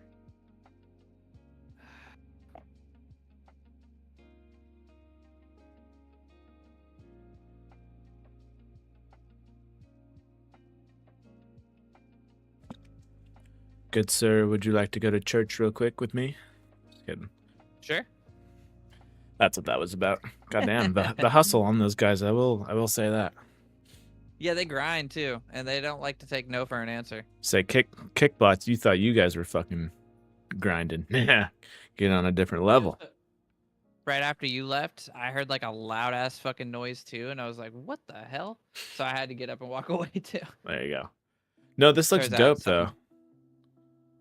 Like, this looks like something. Just watching these videos of like them putting in their battery, this and that. I'm like, bro, this is like grade school level kind of stuff. Just click, you're good. Screw this in, you're good. It's very intuitive. And then right here, if you're looking at the parts list, they have the Framework Laptop 16 graphics board, and it's an AMD Radeon RX 7700S. Oh, okay. It's got the GPU chip, and then there's like a module cover. There's like and it's only for the 16, but the Framework Laptop graphics module cover, and you're able to modify your existing laptop 16 and add a graphics card to it. Pretty cool. You can go all the way to 64. Damn, for memory, dope. Oh man, just seeing those plug in with the USB. Oh my goodness, that was what the USB-C. That's what the phone was supposed to do, except with pogo pins, but still. Oh yeah. Man, that's so dope. Super cool. If anything, it's so cool. It's fine that they're like two separate companies. Have you ever heard of Fairphone? Oh yeah. It would be so cool if these teams teamed up, whether it be collabs or someone bought someone, unfortunately, or whatever, not because they're doing the same thing. Yep, essentially. Yeah, so it's just like having a I think phone like this. Fairphone's a bit behind though, isn't it? Like Yeah, for this at least. they're not like you're not gonna get the latest CPU for the most part or anything like that. If I remember correctly, it's spelled fair and then Phone, right? I Oh no, think it's Phone. is it Peach? Okay. Yeah. But I just love the So fact that you could get something and just like, oh, I need like, I need a new battery because this one's shot or something like that, and you could just get one. Because I can't tell you how many things of tech, whether it be right in here. Where's it at? I was combing through them today. Pixel 1, Pixel 3a, Pixel 3, like, and obviously, you probably have a lot of this stuff too, whether it be phones, PC components, whatever not. And I'm not gonna lie, at least for me, they're just chilling. Yeah. And it's just like, if I could just send them back or something and get something else in return in terms of like a trade-in program or whatever not, like if I wanted to, but it's nice to have the ability. yes. And then, because I honestly, granted, I'd have to do research or anything like that. I have no idea. Because I know Best Buy started doing it, but I want to say it was like maybe more like a battery situation. But I don't know how you go take a Chromebook in or an old GPU and be like, hey, can I retire this thing? Can I recycle it or do something useful? Because I don't honestly want to throw it away. I can't even, bro. Yeah, I feel you there. Because it's insane the amount of tech I just have chilling. Here's one processor. And see, that'd be the biggest. Check some retailers, their entire retail chain in the UK dedicated just being like, I want to sell this take. Okay. Because I know Linus's, one of his segues, whatever or not, is was it Java or something like that? But honestly, I'd rather recycle 5080 because I personally don't see someone buying a RX 580 or a processor, or 1400 Ryzen. I don't see someone spending the money for that. Processor. Like I really want to get on board with this whole this is dope. Framework, what you're doing, props to you because that's dope. Oh, I don't even know where all my Intel processors are. They were in here. Because I don't know if I even still have it. I used to have like a Windows phone even. But yeah, dude, the amount of tech I have, this is only here's another phone. Like for me, I'd almost want to just either give it to someone who wants it, but again, I don't think anyone wants that stuff or a dead phone or this and that. It's either someone who could use it or just let me recycle it so I know, I guess, for my own mental state, whatever, not like I'm not just tossing it in the woods for the most part. So the thing that I've been doing, all right, so like right here I have 3 processors. I have a 5700G. I'm going to use that in the Xbox PC. But I have a 3600X and 1400. R5 1400. This I'm actually going to build in a PC and give away because I have enough extra PC parts. I have like an RX 580 and I have an extra case and there you go. A couple extra modules of RAM. So that's that's how I've been getting rid of my extra PC parts. I built one for my stepdad, set it up at his house. I built one for Riley, who they've now upgraded, and I have gotten the parts back, which I used in a PC for a friend at work. Yeah, that's how I get rid of those. And see, that's phones like it's much smart. more difficult to. Yeah, because unless they want something certain, iPhone, whatever not, but like that, dude, props to that then, because then you're at least finding that use for it. I just hate for it sitting there. There's always a stipulation that if you want to sell it or if you end up not using it and you go to sell it, you just give it back to me first. Oh, gotcha. Okay. Because then I pass it down. But if they end up like keeping it, then it's all theirs. You know what I mean? But if they go to sell it or upgrade, they give me the old part. Okay. Dope. I actually still have like my very first GPU. And that passed around to 3 different people because they've upgraded since because it's more my idea behind it was my idea was to get people interested in PC gaming and see if they wanted to do it. Because most of them that they took this opportunity were console gamers, and they took it and they enjoyed it, and they upgrade, and I get my stuff back, and then Welcome I to give it the away again. welcome to the gateway PC. RIP gateway, I guess. Yep, But like, pretty much. Hey, that's what happened to me and you. yeah, it took. I think mine was mostly friends playing PUBG or whatever. And I was like, oh shit, let me get on board with that. I can only play on PC. Okay, but yeah. And then it came to Xbox. Yep. But no, this is dope. Yeah, I need to do my own research or anything like that, or what like Mint was saying over here. Check some retails, because there's some people that are I just could not be aware of in a sense, maybe on my end, of people that are actually dedicated. It's like, hey, if you have something old and either you want to sell it or just recycle / reuse it, then just drop it off at our place. Like, hell yeah, dude. Okay. Or like what you're doing. There are a lot of places that do that. I use these phones that I have down here. I used them for where did I just put them? But I used them for little Android gaming things at TVs. So okay. they were like emulation machines, and then Yeah. all of my old so I have a Pixel 1, Pixel 2, Pixel 4, and then my current 8 and 9 that I hold on to. Those old Pixels I used to use for security cameras around the house. Okay. Nice. Dope. Yeah. So reusing it in that sense, that's perfect, because some stuff you don't need. It doesn't need to be the latest greatest, because most of these phones nowadays are just overkill. No. But the cameras are good enough, but it's mainly like the batteries are ass on them. So yep, that's usually like the plugged in and security cameras. First thing that goes. That's smart though, especially now with, granted, depending on the phone, because obviously it took Google a while on the Pixel side of it, but is with an ultra wide on a security camera or whatever. Not that's pretty dope. Yeah, but I've been in love with the Framework laptop for like years now. And I actually have been following them since before they had even like access to AMD stuff. Like they hadn't even shipped a laptop yet, and I've been following them.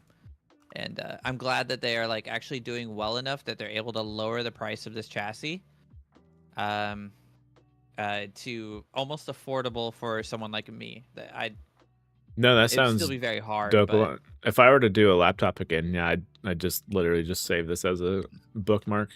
Because as cheap as whatever Chromebooks are and all this other stuff, it's like, dude, I'm 1,000% on board with that. So did you ever read? It was like, I think it was at the height of Switch shortages. Someone built an entire Switch from parts they bought off off eBay. Like to put in the same frame as a Switch, or they just had the... So they bought the frame, they bought the screen, they bought the main board, they built a Switch from just loose parts that they bought on eBay for like legit. $160. That's legit. And I always wanted to do that. And whenever I look at Framework's site, I always think like, what if I just like buy it in pieces? You know what I mean? Like I buy the chassis now, I buy the main board later. Because you don't have to buy it all at once. No, it's you all don't, interchangeable. If you buy the chassis now, that's not really going to change, but the main board will change. So I've always thought like maybe I just build it as I can, Maybe one day I'll do it. You could treat it like a finance kind of system. Well, yeah, but treat it like a finance system, because like you said, it's not going to work until you get most of it in there. But it's like, all right, instead of either you save up for it all at once, or you, like you said, chunk it out like per paycheck. Like, all right, I'm going to get this. And the next paycheck, I'm going to get this. And then just, and it's like, all right, I can finally assemble all of it. All the pieces of Exodia. Yes, I have the glove. Yeah. I always wanted to do that though. Ever since that article had come out about the dude building the Switch, like I've looked like at least once a year to see if I can get all the parts for a decent price. How did he get the software side of it? Did they explain that? No, on the board. It's just on the board. Okay. Dope. That's legit. Okay. Yeah, I've always thought about doing that, and I always price it out, and it's more than a Switch now. It's like $380. So it's not cost effective anymore. Dude, sometimes someone got smart. So you got smart / sometimes desperation will lead to that, and it's not too bad of a thing. It's like how creative could you be? He saved money at the time, though. Oh yeah, 160. That's the whole thing. That's even the shell, everything. Yeah, that was. Yeah. It was like 160 to 200 bucks. It was something like that. I can't remember exactly, but he saved money, and then like everybody started hiking their prices up after that because they're like, dude, this guy's gonna build one. I was gonna say, keep selling them. He'll just sell them. Yeah, yeah. That's dope. Pretty cool though. Pretty cool. All right, what's Mint's rant here about Unreal Engine 5 Wilds? So we got Monster Hunter, yeah, Wilds is on their own engine, but just so sick of the companies nowadays forcing having DLSS or FSR to get more than 30 FPS, and then DLSS giving insane artifacting. Wilds has a spreadsheet where people are putting their specs, and then they get the average and set that as the average for each spec. Yeah, because I did say that they put which I feel like that's the only company I've seen do this in general. I don't know if anyone else has done this, but in terms of they put their own like benchmarking tool out there, so you can see what it's going to run before this game comes out. Who? Monster Hunter Wilds. They do that? Yeah, so you can see how this game is going to perform before I guess you possibly make the purchase on it. Like, so yeah, link the put a tool spreadsheet that you can run on your PC. Yeah, it's like their version of like that's their beta in a sense. I think I could be wrong on that, but it's basically like, all right, is our game going to be compatible with your system? That's actually kind of cool. But I will kind of agree in terms of I feel like a lot of these we're going to start seeing it for sure. A lot of these companies are kind of, if they're not doing it already in a sense, but they're going to brute force based off the hardware instead of actually being efficient with using the hardware because of, I feel like, AI. Yeah, it's okay, so man. DLSS and FSR, they don't make games better. That sucks. No, because aren't they just replicating what's not there? They're just thinking what they're making stuff up literally. It's cutting out time of optimization that should be done. They're cheating basically. Okay. Like they can make them look good. They can. It just takes a lot more work and a lot more time. But let's cheat. Yep. Let's turn on all these features that make the game look shittier in a lot of cases, but like better on like a Steam Deck. You know what I mean? Well, okay, so one of those things where it's like zoom out a little bit. Hey, now we're looking good. Okay. Yeah, exactly. Like it looks good from 10 feet away. Yeah, don't be pixel peeping this, okay? Just keep on running by. You'll be fine. There's a real good YouTuber that goes over it all, and it's actually it's super cool. Only reason I would know anything about it, honestly. Let's see if I can pull him up. Yeah, while he's doing that, Mint says issues with companies they're cheaping out on doing optimization instead of just using all these AI shit, smearing issues, blurring artifacting. Yep. Links there if you zoom. Gives everything on it. Okay, let me check. So if you get an opportunity to, you should check this guy out.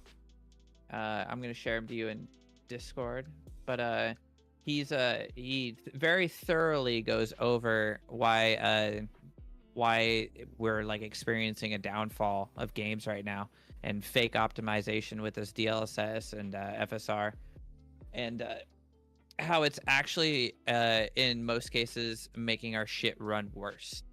Interesting. Okay. It's a very cool. I've watched these first, I think, 4 videos, and then I watched this most recent one about LTT's response being wrong, the broke mindset of modern games and optimization. Yeah. It was very interesting. Definitely worth a watch if you're interested at all. Okay. Yeah, I'll have to give that a check. I'll have to check that out. It's Reddit Interactive, by the way, to everybody listening out there. All right. Well, another thing, Bookmark Framework. Gotcha. Doing good work out there. Always love that stuff. All right. Can I have a tech show off real quick? Yeah.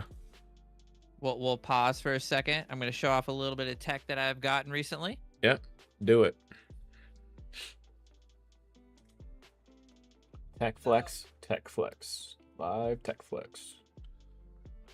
As you know, recently 8BitDo did that whole collaboration with Microsoft. Or Oh, actually, did they with finally? Xbox. I would say they finally put an Xbox one because I have the Nintendo version of it. Oh, that collab. Okay, gotcha. I didn't know if a controller. Yeah. Dope. And then. Oh, and the keyboard. Let's go. Yeah. Okay. So I actually already have them out of box. I was gonna say, did you not unbox them yet? I was like, good God, sir, you're more patient than I am. No. I definitely took them out of box. So here's that little button thing. Dope. So I thought it was gonna be acting as some sort of like foot pedal, which you probably could use I would it say, I as feel that. like you still could. But the cable's not very long. I mean, it's decently long. I think it's 6 feet long. So but it's only an aux cable, so I believe I could just you know, get an extension. Yeah. Plugs in right back here. If you look on the back here, there's access for 3 more, which is quite interesting. Holy shit. I don't know why I'd want so many different macro pads, but yeah, because right the in. 2 buttons are. Is that treating it as AB? Right? I'm trying to remember. Well, that's what they say on it. Yeah, and on the B, thing. Yeah, but it plugs into but one. I believe you can map it to be whatever. You know, it's just a macro pad. Yeah. Keyboard feels good. It kind of sounds terrible. I wonder. Yeah, that is noise canceling that shit for sure. Yeah, it won't pick it up, but it kind of sounds terrible. It looks really nice though. I really like the those volume knobs on the top left. Yeah, do you know what kind of switches they have? There is a volume knob up here, and then this is like the power knob. Okay. Oh, something really cool. I don't know if I didn't charge it, did I? So Ooh, when you dope. tap something, it lights up, and then you see how it kind of fades away. Yeah. That's super cool. The arrows have. I'm assuming the arrows have lights. Let's see.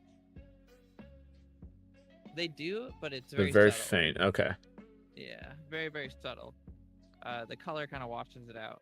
What keys are these? That's a good question. I actually don't know. Let me get my key puller and check it out. I say you get the key puller. I'll look it up if it somehow does not state it on there. Turns out these aren't mechanical. It says mechanical in the freaking name. It better. Yeah. Jellyfish X switches. That's what Google's saying / mint. So that's probably what they are. I've never seen these keys before. I'm not gonna lie. I like. Yeah, that's what it says right on there, right on their website. I rock browns in my actual keyboard. It feels good. I just would never use. It's too bulky for like my main keyboard, but it's gonna be sitting over here, showpiece, replacing the keyboard that's behind my water bottle. Never heard of the company? No way, man. Yeah, dude, I got them as a controller. They have a bunch of cool. Oh man, I feel like they're really good about hitting nostalgia features. They have those mini controllers that do like for Nintendo and whatever not. I feel like they were mostly Nintendo stuff, and then obviously you do have the Xbox keyboard and shit and whatever not. That mouse is dope. Do you have that mouse unboxed? Yep, I'm about to show that off now. So the mouse is actually my favorite part, and this I may. So okay, so my idea, right? Yeah. Is to because I have that Xbox. Well, okay, we're gonna get to that. But I'm building that Xbox, right? Yep. And I'm almost done with it. Actually, I could probably wrap it entirely up this weekend if I wanted to, or if I get time for it. But my idea, because that's gonna be in the living room, is to use these peripherals out there with that device. Because I thought that'd be sick. Oh yeah. But here's the mouse. Supposedly those side buttons light up.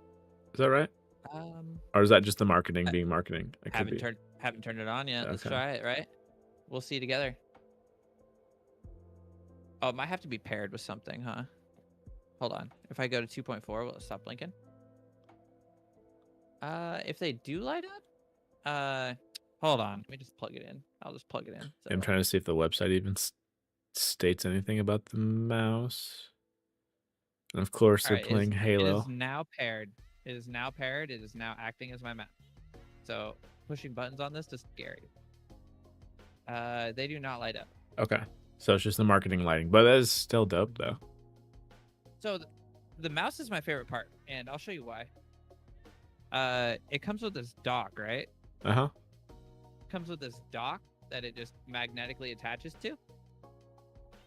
You know, See, and that's then dope. the dock has its USB port that you then plug into your computer. It's like this. So like, you know. Oh, okay. But inside the dock, that's the wireless transmitter. Oh, smart. So for the mouse, you can it connects through that. I just thought I was like, dude, that is so cool. That is so cool. They thought of everything when it came to this, and it's very sturdy. It's very like heavy. Okay, not a cheap Yeah. plastic or whatever. Not. No. It's like very solid. Like really cool. The mouse is definitely my favorite part. I wonder how much those little macro things are, because that's the fact that you can have 4 is wild. I didn't think they would have 4 on Yeah, back. imagine having 3 more. Yeah.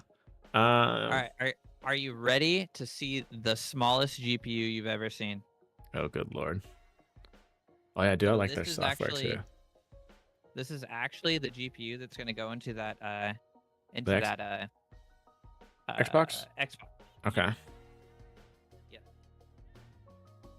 And I actually didn't know. I didn't know they got this small. That's what she said. Yeah, this is a here, I'll show the box. This is an RTX 4060. Okay. So a decent card should be able to do most games. Yeah. Probably have a little trouble streaming from them. Only 8 gigs. Unlike ooh, wait, no, this is 12. It said 8 on the. Oh no, it is 8. Yeah. I was gonna say they sent you the wrong box. Upgrade. Yeah, it is 8. Okay. But yeah, so it should be able to play most things on my TV just fine. But here it is. Oh, she's scanned. Oh, okay. My hand is bigger than the GPU. What's that side profile? Okay. It's about a slot and a half, 2 slot. Probably, yeah, it's 2 slot. Okay. And then the I/O is actually pretty impressive. There's 2 HDMI and 2 DP ports. Dope. Yeah, I am super hyped. I was just like, dude, when I took it out of the package, I was like, my water bottle is bigger than this damn thing. For dude, oh my god, hold on. This is gonna look a little weird. I'm gonna move the camera, but like, welcome to IRL stream. Oh, that's a thick boy. This is my hand next to my GPU in my computer, and that is freaking massive, dude. So that's crazy. I'm super impressed and super excited to see how it turns out. That'll be dope. Yeah. Yep. This should be perfect for the Xbox. Perfect. I mean, going with, like you said, those peripherals, the keyboard, the mouse, it'll be set. I thought that'd be dope. Only game installed has to be Halo. Everything else, you just can't do it. The only thing I will say is, because I'm like looking at the marketing and everything for it on their website, and obviously everything is just old school Xbox, and they have it briefly in some of these images here. I'm kind of sad that they missed out on the white and the black button. I feel like they could have put that on there somewhere. They have the Xbox logo, which is dope. It'd be kind of cool if you could have it, I don't know, if it turned on, if there was a thing where you had a different, it came with like the boot up menu or something like that, or the sound effect for it, but yeah, that's not there. We got a couple different modes there.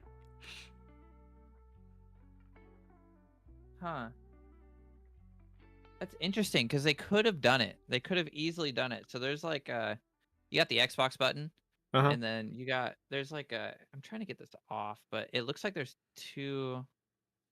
Oh no, that's not buttons. They definitely could have done it though. Of course they do that for that. Kind of wish they didn't do that with new members, because on their website it says each. I guess it's your own giveaway if you want to give it away or to a relative, whatever, not. But I'm assuming you got your 1 month free of PC Game Pass then, or at least a code for it, because it's supposed to. Okay. I think I got one with each. Oh, with each. Okay, dope. What? I'm trying to think. What game is that? Yeah. I'm trying to think, like, is that Infinite? Oh, that's Infinite that they're showing. They're showing you play Infinite and not the OG Halo? Okay, that's a disgrace. Oh, man. That's funny. I'll be playing the OG Halo for sure. And then they got Halo 4 back in there. They got Halo 1 right there. Okay, so they're showing everything. Pretty cool though, huh? That's thought that dope. was pretty sick. I unboxed that. I was like, dude.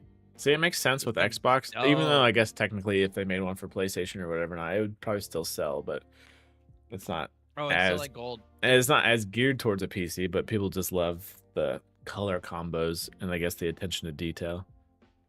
I will say though, that mouse will not be replacing my glorious Model O wireless. It's not going to be your main? No. It's more of like a nostalgia and hence the living room. I think it'll fit the aesthetic of the Xbox for sure. Oh yeah, easily. That would be dope. But if anything, people might think like, bro, did this come with? Was this a thing back then? Like, no, it's not. But it looks like it was meant to be. How about that? All right, what do we got? No, 8-Bit Doe or Do, however you want to say it, is a good company in my books. Hey, I appreciate you stopping on by, Mint. Hopefully that Monster Hunter figures itself out, though, for you. Ooh, Google Pixel referral program. This, I think, is dope. Let me check it off there. Where we got? So basically, long story short kind of stuff, it allows people to... What do you get? You get 10% off a Pixel phone. Obviously not when it's first released or anything like that.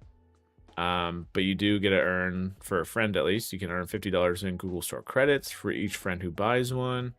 You get up to $500 worth of store credits, so you get 10 codes. But yeah, it's a win-win for anyone even thinking about buying a Pixel or anything like that, and I don't see why that's a bad thing. And the funny thing is, when I was reading the fine print of this, is it goes until like July 1st. I don't know why you would have a cutoff. It's kind of interesting, but... Did you tap that mic? Hello? There you go. Have you already made money? No, it's 0. 0 out of 5. Oh, is this just you sending out the referrals? No, not even sending. So you like, I was like, oh, does it like get rid of them or something? But I clicked on all, because you're allowed 10 of them, and you can click on them, and they just populate all the codes.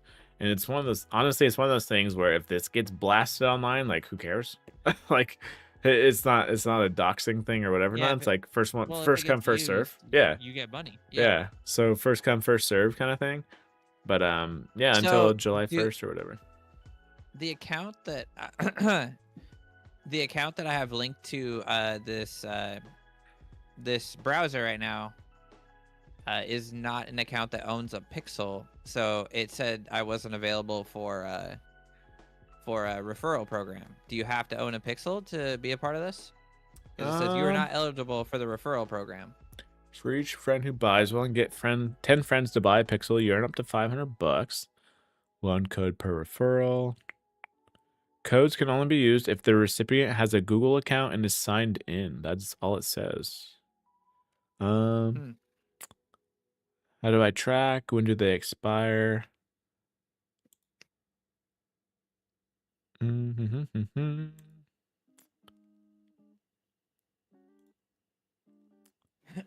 It doesn't, yeah, besides just having a Google account, that should still work. They shouldn't have, because technically, yeah, so if I didn't have one, technically, would it do it?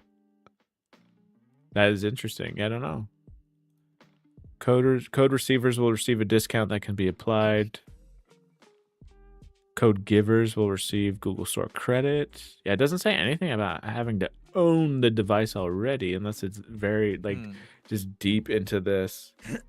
Like into the fine print? If you received an email to participate in the referral program, congrats, you're in. If you did not, we plan to extend eligibility in the future. I wonder if it's because they know of someone having a Pixel they send this out to. So I was able to see and access the referral program on my main account, but not on this secondary account. Interesting. So like if I were to swap back, which I'm not going to do right now actually, because it has a lot of my personal information on it. Yeah. But I was able to see it, and I was able to do like bar and here you go. jazz.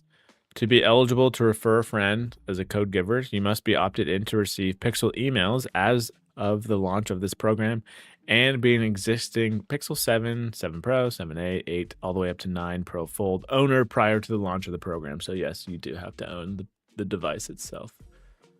So, okay, that's how they get you. Yep. That's not really a got though. That makes sense, honestly. Hell, if granted, iPhone doesn't have to do this, but if iPhone had this, this would be an easy dunk to get some easy dub to get some app credits or whatever. Not.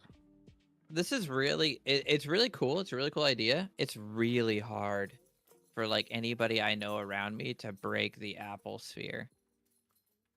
Well, not only that, So, but like, even for like our own Google sphere, like unless a new phone is coming out, like how at least average wise, whatever. Now, how long does the average person keep their phone? Like years. It's like this expires in July, so unless someone's like 2-3 years about to go buy, the latest Pixel or whatever, not then during the spring yeah. Generally, they buy them from the carrier too. They don't buy them from the Google store. Yeah, a lot of people don't buy stuff on iPhone store. No. Yeah. Like Heather or my wife's mom got a Pixel 9 as well when we got ours. Okay. And I was telling her that you can save X amount of money if you went on the Google store, because at the time we bought them, they were on like their Black Friday sale. And she decided to still buy it through T-Mobile, and I was like, oh, okay. Yeah, when someone's, I don't know, when certain people have certain comfortability with tech purchases, it's like, all right, whatever, but like it's just easier, Well, yeah, and it's like almost one of those points. It's like, I'll buy it for you. Not, well, I'll use your money to buy it, whatever, not, but like if you're that worried about it, let me just purchase it. You can set it up, or I set it up, whatever, not family tech support kind of status, and then go from there. I actually tried to get her and her I tried to get her mom and her brother to switch to Google Fi because they were tired of T-Mobile, and like dicking them around. I was like, try Google Fi. You get T-Mobile service, and I'll put you on our plan. It'll be pretty cheap. Don't worry about it. Oh, if you're already put on a plan too, that makes it easy. You're done within that day. But for some people, it's just hard. It's hard to like change, because they don't. They're like, I haven't heard of Google Fi, and I'm like, dude, I've had it for like 5 years now or something like that, and it's been great. I haven't had a single issue with it. But before we step away from the Google and Pixel talk, did you see that the Pixel 9 Pro owners are showing that the rear camera bump has started to pull away from the phone? No way. That's two things that Google has done wrong. I'll share this in the Discord real quick. The Pro Fold, and then the update to the 4 or 4A or whatever with their whole battery thing. I will say it's not happening to me. I'm about to pull my case off and show that it's not happening to me currently. I did check when I saw this article initially. I don't think it was the exact one I saw, but yeah, it's not happening to me yet. But I am fairly gentle with my main phone. My extra phone I'm not as gentle with, but my main phone, my new bitch, I'm fairly gentle with. I don't really like put it in my back pocket and sit down. I don't like to throw it. I'll throw it on the bed, but I won't like, you know what I mean? Yeah. It doesn't experience like extreme abuse. So I don't know what level of abuse it would take to achieve this. But yeah, a lot of people are reporting that the camera bump's pulling away. It looks like they're bending their phone. It looks like they're just like bending it and it's breaking the clip that's holding it in or something. I'm not new. And the fact that they said supposedly that it's been used with a case ever since. I'm just curious. How would it even pull away with a case on there? I don't know, man. That's crazy though. Okay. Well, it does say the owner does hint that the Pixel 9 Pro has a few encounters with water, which might have softened the adhesive, keeping the camera bump held in place. Water shouldn't do that though to that adhesive, especially when they're supposed to be whatever, at least water resistant for up to a few feet. I thought. Yeah, that would be. So what I would think it would have to experience was like extreme temperatures and like water or like things that are corrosive or would break down glues, like alcohols and extreme temperatures and bending. All right, it looks like they just fucking bent the bitch. I gotta read the Reddit post here. Literally had it in a case since day one and noticed the camera lenses fogged up after leaving it on the sink while showering. Obviously because of the air gap at that point. Took the case off, took a look, and one side of the camera bar was not attached at all, just lifted right up with a gentle pull. No abuse, no drops, rough behavior, blah, blah, blah. Dude, people on Reddit are so fucking crazy. It's just the whole post. Okay. We're gonna go full cam for this. That's got to be straight glue, like nice, the whole gentle Samsung. Pull, eh? As you pop it. That would be crazy. I'm trying to get my nail underneath it. I have warranty as you're doing it online. That's a good point. I don't think there's. You'd have to cut that seal. Yeah, I don't know how that would. There's no way. And he did it on this side, the side with the. Well, he didn't do it. I don't know that he. Yeah, I don't know that he did it on purpose, but there's no way that that's all it's experienced, because this is always in the bathroom with me when I'm showering, playing music, and yeah, shoot, people on Reddit are so fucking crazy. I feel like a case would cover that too. Just lift it right up with a gentle pull. It like hovers it, but it doesn't like lock it down. Yeah, my case doesn't cover it, but it does like stop it from taking abuse. You know what I mean? It's got a ridge there, a very hard ridge.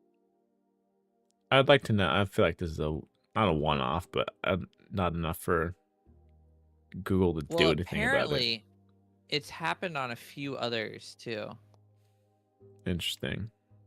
The Pixel 9 Pro may have a serious design issue with the phone literally, some units literally peeling apart. And then here's another example of the camera coming apart. Right there, all along that seam. I still don't think it's like a wide enough issue. No. That I think it's more user error than Google error here. We'll see though. I could be proven wrong. We'll see. Yeah, especially with glue, I guess. Good God. Wait, so he had it in a case since day one. Knows the camera lenses were fogged up while leaving it. Hey, bro. On the sink while showering. What up? Your cam right now is just me. Yeah, I know. Show them the highlights. What up? I switched to your stream and it stressed me out for a minute. I'm like, oh shit. No abuse, no drops. Just lifted it right up with a gentle pull. So I took the case off and took a look. Okay, boom. There you go. Don't take your case off, folks. No. Yeah, never take your case off. There's no fucking way. Oh, my lens is fogging up. Bro, fogged up after leaving it on the sink while showering. That's probably the only time it'd fog up. Yeah, that's probably the only reason. Take it out of there. Watch them be like, oh, how often did you have your phone next to the shower? Well, you see here, the humidity probably loosened the glue, and it's your fault. So, you know, okay, so back in the day when we still had like a phone carrier that was US Cellular. Yep. My phone stopped working, and they had those little tabs. I don't know if you remember, that would change color. Okay. If it experienced water. Oh, the red tabs. Yeah. Yeah. Well, we took my phone in, and the tab didn't change color, but they didn't warranty my phone because I had told them that I would have my phone in the bathroom with me when I showered. and they claimed because of the humidity, I ruined my phone. There we go. Someone's always to blame. Are you fucking kidding me? The tabs, it clearly hasn't experienced water damage. The tabs are still regular. Nope. I was so mad, bro. I was so mad. Oh man. Always something to blame. It's not our fault. Oh, straight bricked? Oh, have you read about this at all? I did not, no. This is kind of funny. I'm assuming all the people who were able to buy said GPUs, but... Alright, so bricked 5080s and 5090s. The very select few that were able to buy it can't even use them. So a lot of people sorry, I shouldn't laugh. A lot of users are reporting that their 5090s and 5080s aren't working when they plug them in, and basically bricked. Their computers aren't turning on. They're boot looping. Oh, blue screen, love it. So what they the root cause hasn't been determined yet, and actually, if you were to look this subject up right now, Nvidia is going through and like there's an article claiming that Nvidia is going through and trying to evaluate and see what the issue is. They did push a driver update that seemed to have fixed it at first, but it hasn't fixed it for everybody. And then a lot of people had some success from changing it from a PCIe 5, like changing their input cable PCIe or whatever. Slot. Yeah. No, changing their PCIe slot to register as a Gen 4 rather than a Gen 5, which is what this GPU is. It's a Gen 5 GPU, or PCIe Gen 5. And they've had some success being able to get them to work after that, plus the new driver update. But this launch has been terrible. And they still sold out. They did. I wish I had this problem that this guy posts. I've tested 2 different 5080 cards and the exact same issue occurs. Okay, first of all, before you even get into the troubleshooting and what you're experiencing, you have 2 of these motherfuckers? I don't think get 2? I don't think there's a problem, sir. Yeah, how did you get 2? The fact that you can just test 2 of them. Oh, let me see if this one works. Oh, let me see if this one works. To be honest though, the title's a little clickbait. They're not bricked. They'll work. It's just, we need the correct drivers. Yeah. Updates being updates. But it's just what do we call it? We call it first gen tax. Yeah. Like you got to work out all the bugs for us. Yep. Kind of like Battlefield Labs. Exactly. Free beta testers. Well, actually, these guys paid for it, so you got to pay that guinea pig fee, dude. I don't see this slowing down sales or anything. Well, and in fact, there's reports coming that it'll be 3 to 16 weeks before some stores get more 50 series cards in. Good God, we're gonna go back to people are like 16 weeks. I can't wait. We're gonna go back to those days of hell. I even did it at one point where you'd have like Discord, just Discords and Discord bots. Yeah, and you just like put in checking for you. Yep, you'd put in what you want, and you just see if like it pops up online. Or I know one tactic was you would just see if something got returned at like a Best Buy, because sometimes somehow the bot would know before it gets put on Best Buy's website of there being a return. And so, if whoever's like wanting to be notified, it would notify you right then and there. I was like, all right, it worked pretty well. I didn't get anything from it, but I got a few notifications every now and again. But I did that, but I did the Twitter bot. Oh, okay. The people that would post instantly, and I actually secured at the height of its at the height of its like release, when it was the height of its shortage. Yeah, I secured 3 PS5s. Oh, there you go. I felt so cool. I was like the PS5 dealer at work. I would buy them, they would pay me, and then I'd buy another one. They'd pay me, and I'd buy another one. I never like upcharged them, but I was I felt so cool because I was like, I was able to buy it. What's up? Yeah, it's not that hard. Well, if you have someone that's on top of it like that, you're just like, dude, I need the money now, or we gotta act now, because it's one of those things where it's like done deal in 5 minutes. So. Yep, they were gone instantly. Oh yeah, that was. I also did that when I was building my when I was upgrading my PC the first time, except for I used YouTube channels. They would post there would be a YouTube channel that's live streaming constantly that would like list when things would come back in stock. It would like have a Interesting. whole parts list on the main screen, and then it would go green for whatever part you were looking for, and they would list the site right underneath of where it was like in Shit, stock that's at. smart. Like a live marketplace then. Okay. Dude, imagine how much he made on ad revenue. Oh God. Oh my God. If you're not monetized Yeah. at that point, you definitely are. People are just watching you to fucking get that shit. Oh yeah, that'd be where it's at.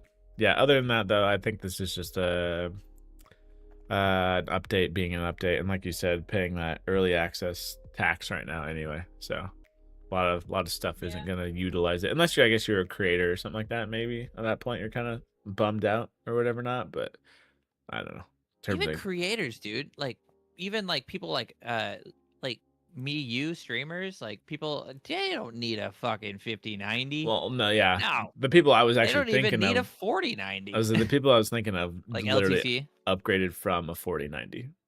So in terms of rendering speed and this and that, I'm like, when in doubt, you could be like that one dude and you have two the 5080s. Oh, go back to your 4080 or whatever that you have. Like, Yeah, exactly. it's not Your into two the world. 4090s. Yeah, it Yeah. is not into the world. They're all dealing with FOMO right now. They're like, fuck, that guy's got his working, but I don't got mine. Oh, Shut up. speaking of the competition here, supposedly we got March is when we get our new AMD cards.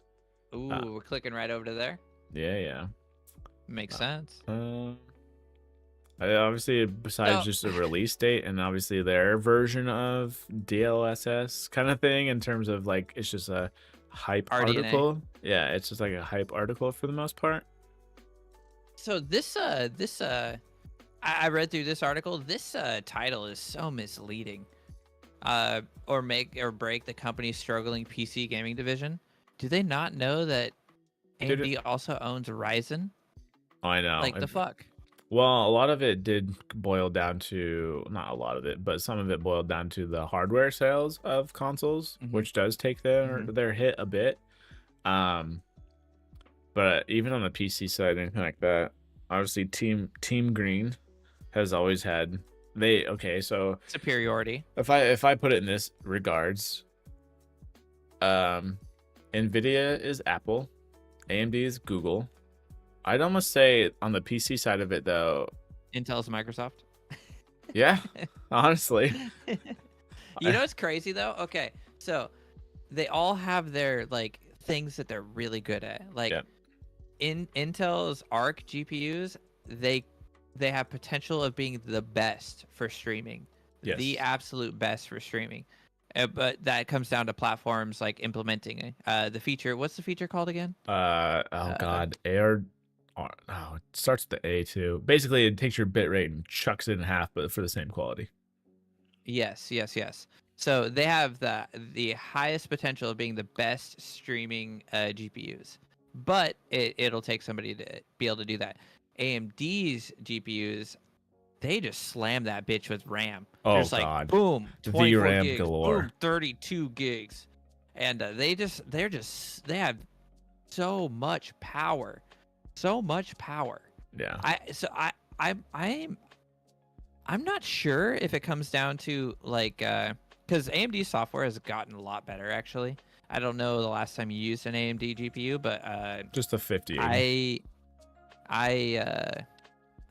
used one probably like a year ago. Well, okay, I didn't use it, but I got to play around with the software of one probably about a year ago, and it's gotten a lot better. Like the Radeon software is much more like fluid now. Yeah. I wonder if it comes down to just game manufacturers just like support. Not optimizing for their GPUs as much as they do for Nvidia's due to Nvidia's popularity. Probably plays a factor on it. That's kind of how like these, webcam or whatever, it's the same app. They perform different on different devices, iPhone versus Android, and that kind of status and whatever not. There's got to be some science in the background. It is kind of crazy that you're using Droid Cam. I know, on on an an iPhone. iPhone. Yeah, I thought that was weird. I was like, is this on Yeah. iPhone? And yeah, lo and behold, it was like right below that other I app and whatever not. I was like, okay.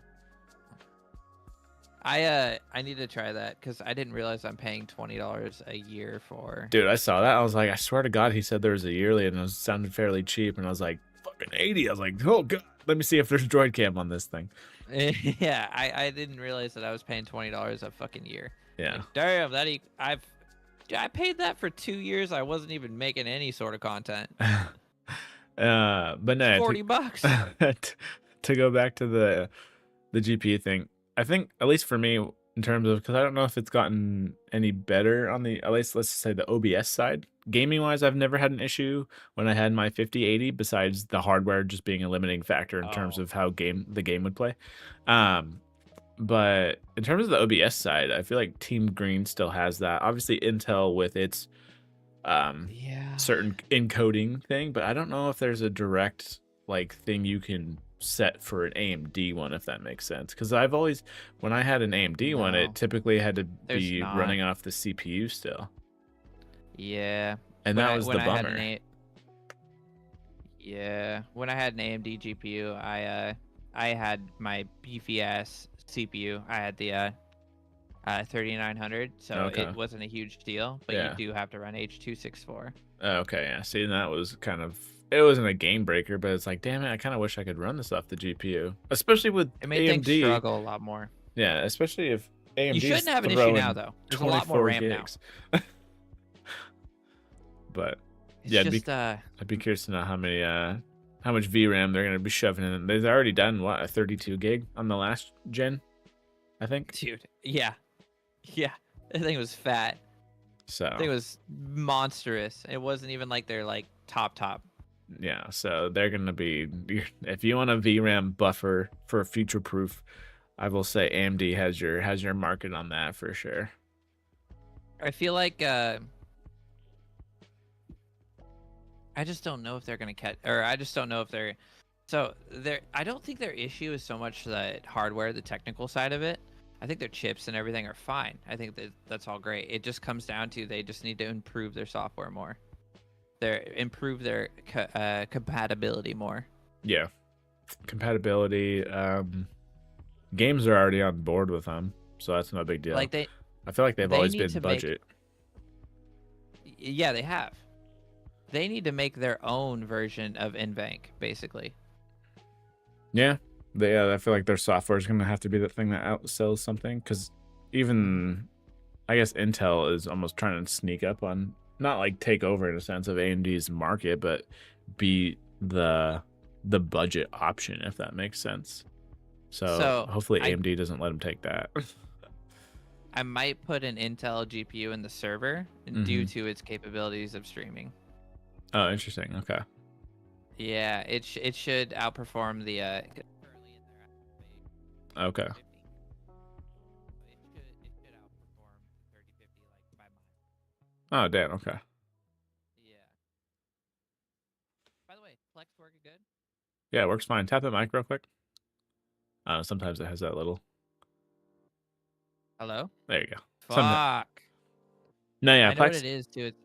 I know what it is too. It's my cable down here. Is it okay? A little bit. So if I go, whoop, there you go. Yep. Well, nope. Yeah. No, it did it. It did it. Yeah. Okay. Okay. Cool. No, Plex has been working fine. I've had no issues with it in terms of. Nice. Yeah, that movie worked fine. The one you re-uploaded, all that good stuff. So it's nice. I'm about to do number 2. A breeze with that kind of stuff. Let's see here. What else we got? Anybody out there interested in hosting their own media server? Plex versus Jellyfin. Quick review. One feature I like from Jellyfin, but I'll let you go. I used I used Jellyfin for, was it about almost 3 years? Yeah.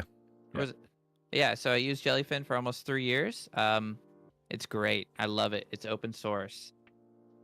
It is very clunky feeling, and the updates for it are slow to roll out, and it breaks a lot. and it causes a lot. It makes me have to like try to fix things quite frequently. You have to keep babysitting it, double checking stuff. With Plex, it was hard to initially roll out but once it was rolled out, all I do now is update it when Plex updates. Oh, sick. Okay.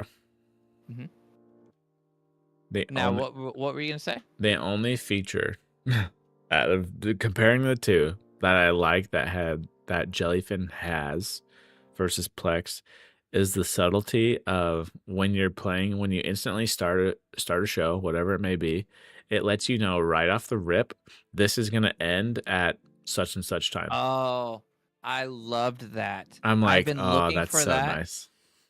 I've been looking for that as a plugin for Plex for a while, and I think I found it. Okay, because that's the only thing. I'm like, everything plays smooth. I don't have to like do the whole like back out, then replay it kind of thing to finally get it to freaking play my episode or whatever not. But yeah, just the simple like math it's doing already for me. Like all right, looking at like the clock, be like, okay, can I watch this? And be like, oh, it says it'll be done here, and like it's like perfect. I'm like, yes. Yeah, it's freaking awesome. So when we would do our New Year's Eve your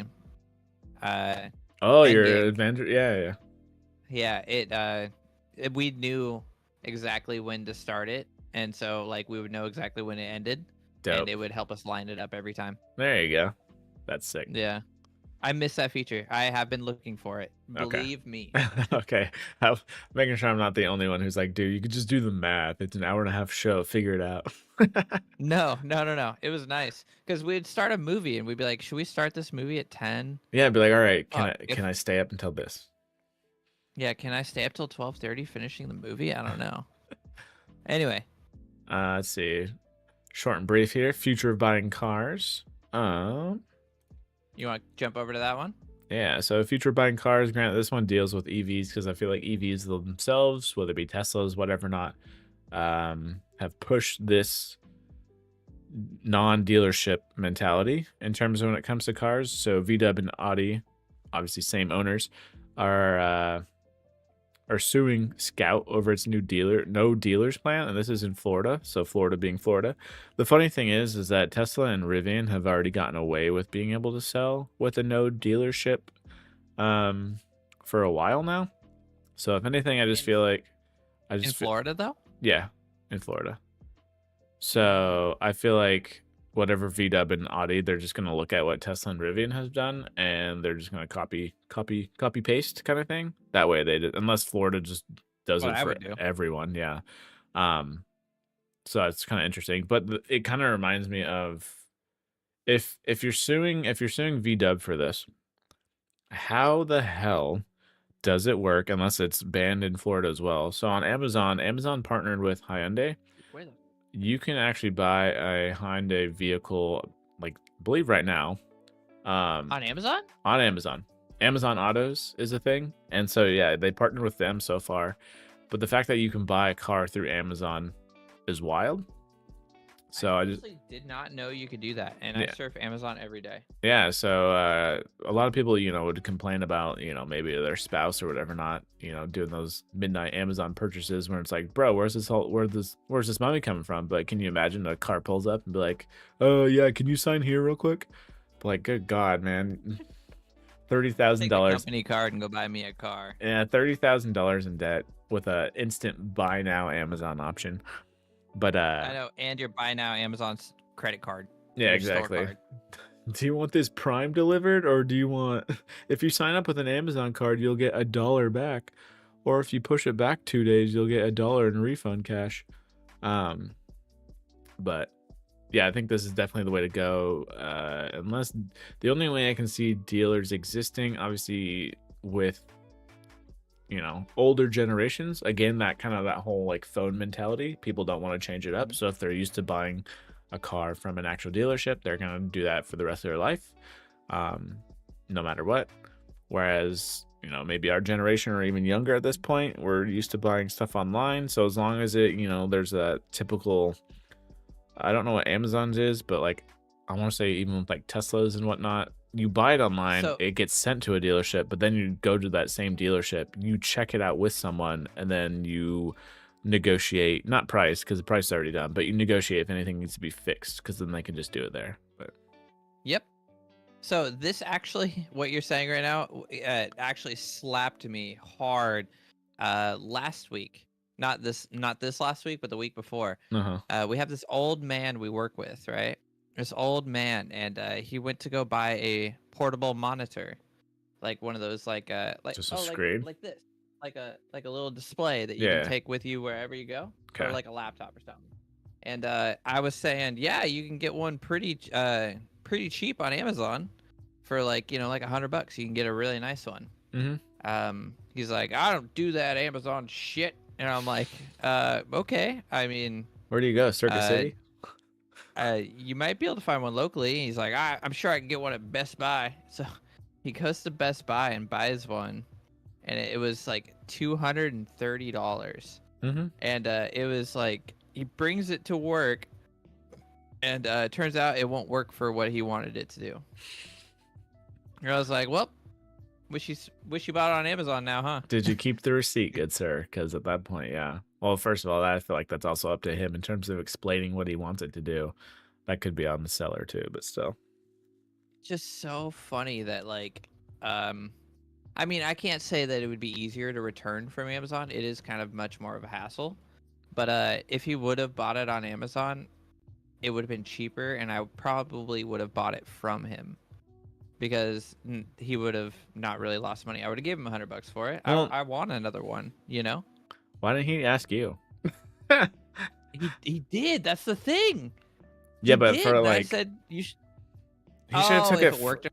Yeah, he should have took it further and treated you like the goddamn salesman and be like, "Hey, I'm looking for this. I want it to do this.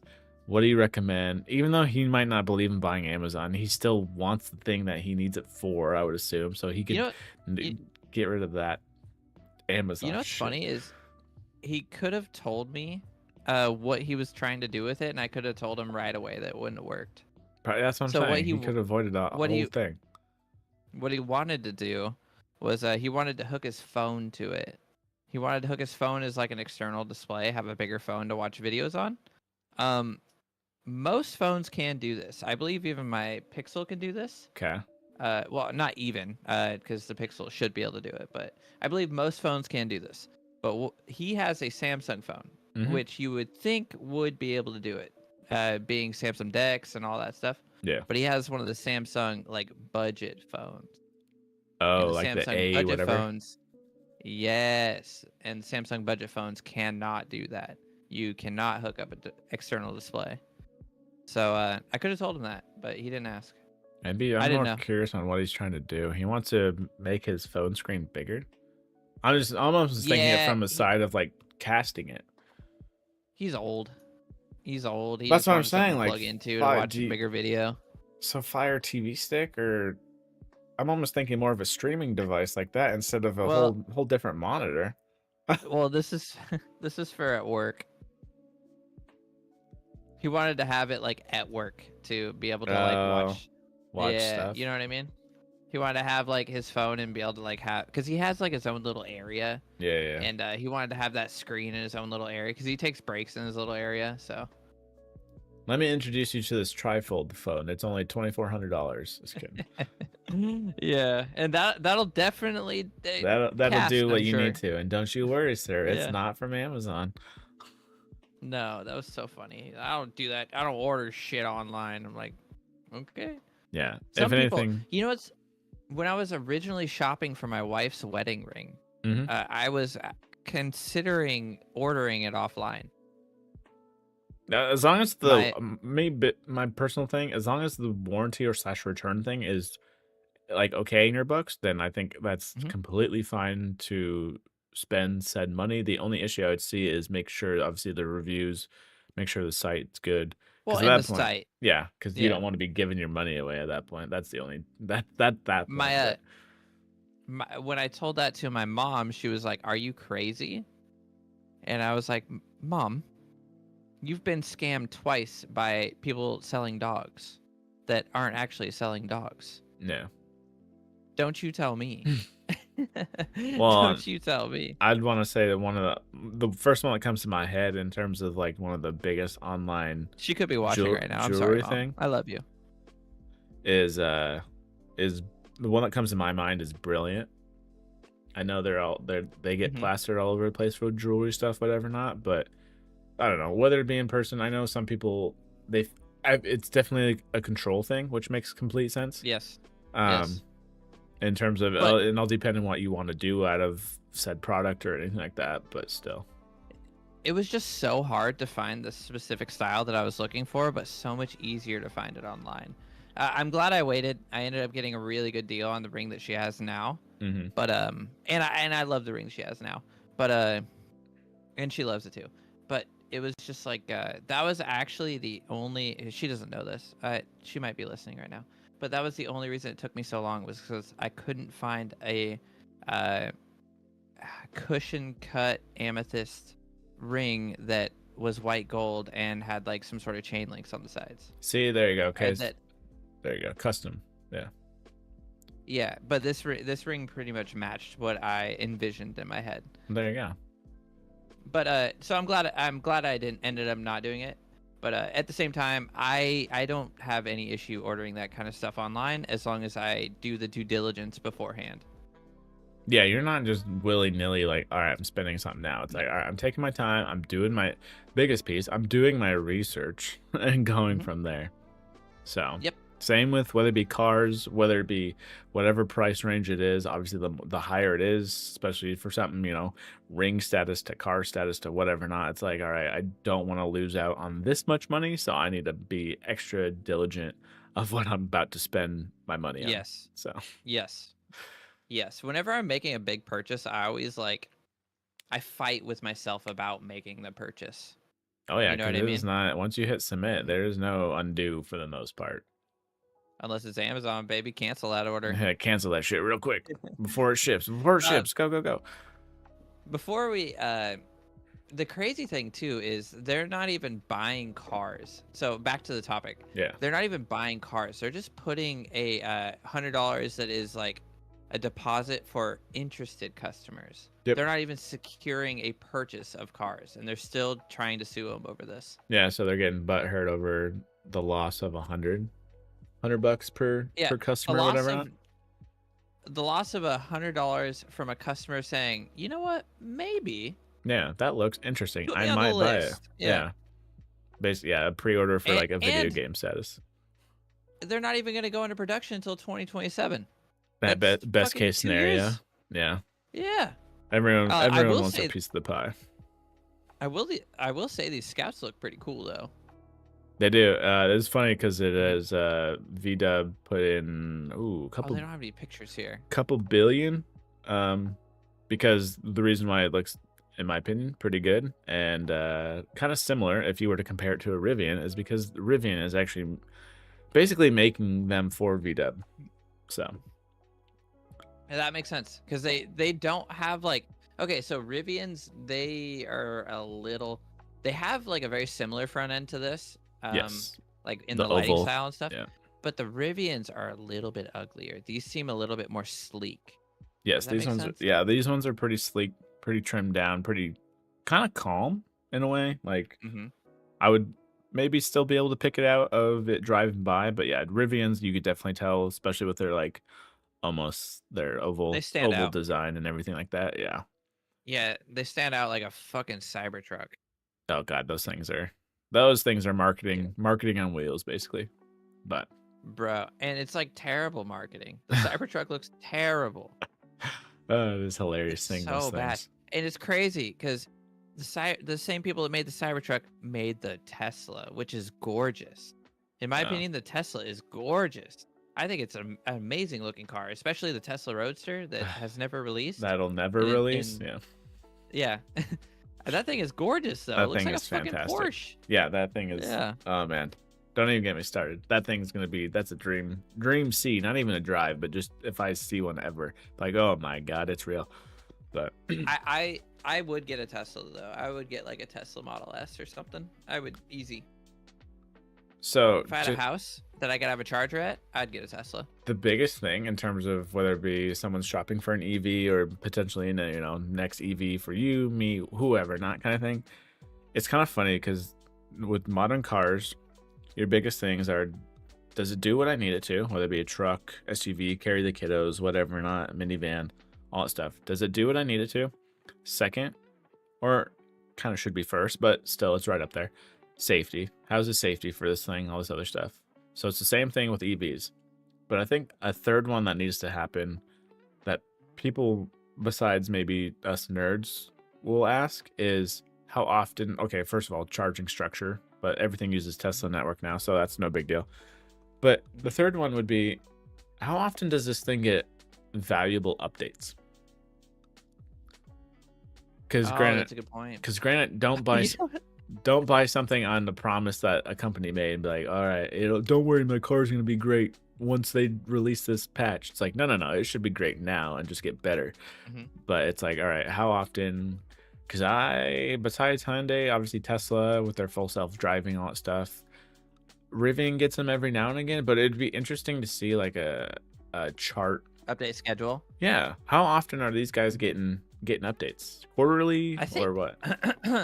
I think Tesla gets updates every month, doesn't it?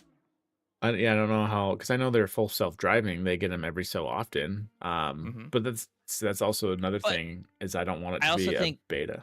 Ooh, you know what's gonna be interesting is when we're all electric cars, we're gonna be getting like bug fixes. Yeah, it won't be a mechanic thing. Like our monthly Google updates right now, we're gonna get bug fixes and like they're gonna restructure UI slightly, and yeah, it's gonna be interesting. Mechanics won't be for parts. Oh fuck! Google thinks I'm talking to. It'll be software. It'll be software related.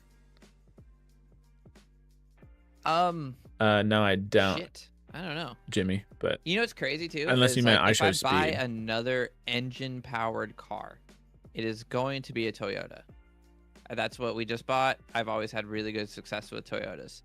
But when you're going into the EV space, it's like there's no brand loyalty. Yeah, it's hard because everyone's now a diehard. I actually don't mind. It's hard too because of pricing. Like I can't justify anything. There's top 3 in my head right now, but I have no brand loyalty because I've never had one. Whereas I have experience with, I've had a Ford, we've had a Volkswagen, and we've had a Toyota. And Toyota's diehard. I ran that bitch on no oil. You know what I mean? And that's why I feel like Toyota can get away with not having one right now. Because as soon as they do, people will just transfer over to that one, no matter what the competition's doing over.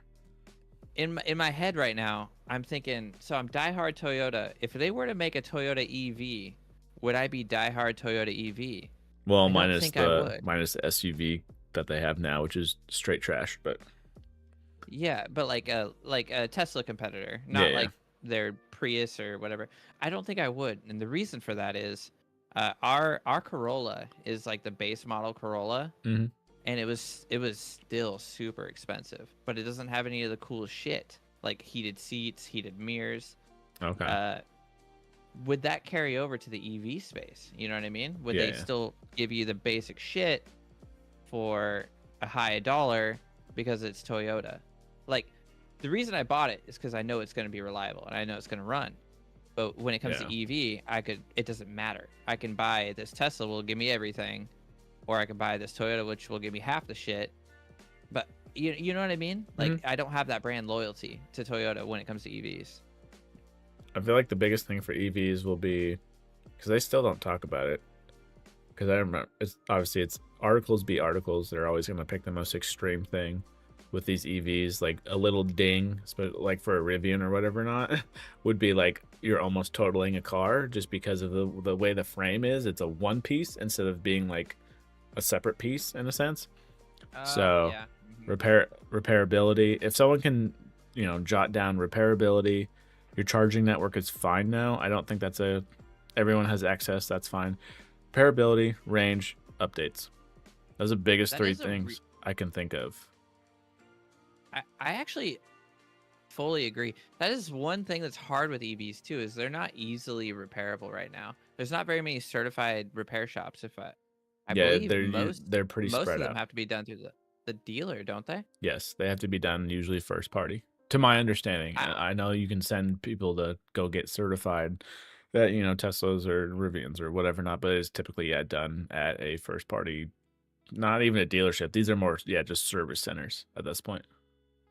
Because the first person that actually brought this to my attention, it was a few years ago when he started repairing Teslas. I'm sure you know who he is. His name's Rich Rebuilds. Oh yeah, and he's done Yeah, like so vice versa shit too. yeah, so he started repairing Teslas like way long ago, and like nobody was repairing Teslas at that time because you couldn't. Tesla wouldn't work with you. Oh yeah, they And would then like software lock the shit once the out of you. Teslas, yeah, once it's fully fixed, didn't matter. You still can't charge at super stations. You still can't, Yeah. So that will be interesting if we go to electric cars, do we just lose like a segment of jobs being mechanics? Not only mechanics, but third party. Like companies are gonna have Well, yeah, to. I guess that's what I meant. Like third party mechanics, like your small mom and pop mechanic shop down the road. Are we gonna lose them now? Well, I was thinking third party third party parts, if that makes sense. Aftermarket. Oh, like Bosch parts and oh, interesting. Because you're gonna have the Tesla in a sense. Tesla is Apple of the car market, where this is our stuff. We want it to work best with our stuff. Whereas, I don't know, is there a platform that is more, in a sense, open source ish? Whether it be Are, Hyundai or someone else, or are there any Tesla aftermarket parts? it's more for decoration, to my understanding, than it is Yeah, but performance. not like I could be wrong though. not like not like a updated. Well, their display is pretty fucking nice, actually. I guess they have. Okay, so there are some aftermarket control arms. Aftermarket. Because that wouldn't require, I Very. don't think, a software thing to tweak though. No, I don't think so. Because Do you there's think the car would know it's not using genuine parts though? depending on what it is. Like if you're, I don't know If why there's you would some do sort of in a sensors in sense, it. a motor swap, even though I would assume you would use a Yeah. Tesla one, but like that I could see an issue with. But if you're doing, it's most of this stuff is cosmetic in terms of body kits and this and that. Yeah. Because if you're doing anything with the wires, I guarantee it. Software probably argues with that. I understand why it's like a big deal to work on electric vehicles. It's a lot of power. Yeah, yeah, But I think I believe it's required too. All electric vehicles have a cutoff. they should. I believe they do. I believe they do. It's like a plug that separates the Kill switch. car.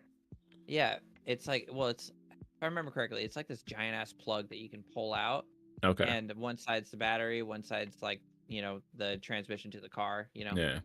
So why is it such a big deal then? Because if Just you could, pull that fucking plug, and then let the guy change the motor. Like the fuck. yeah, or swap the battery or whatever. Yeah, because I don't even know if it has to be. I'm kind of curious too if it has to be like a Tesla battery kind of thing, or however it works, or a specific one, and you don't have Oh, dude, options at that point. damn, I don't think I'll be able to find it. But there's another YouTuber I watched. He repacked a battery, and I'm sure I won't be able to remember I this know because it's Chris been a while. Fix has done that with Prius. If you've ever seen his stuff, that's a Prius though, but still not I as have not software seen intense. that one, but I'm sure it's similar. Well, this one wasn't very software intense either. It was a very old electric car Oh, that okay. they just didn't make batteries for anymore.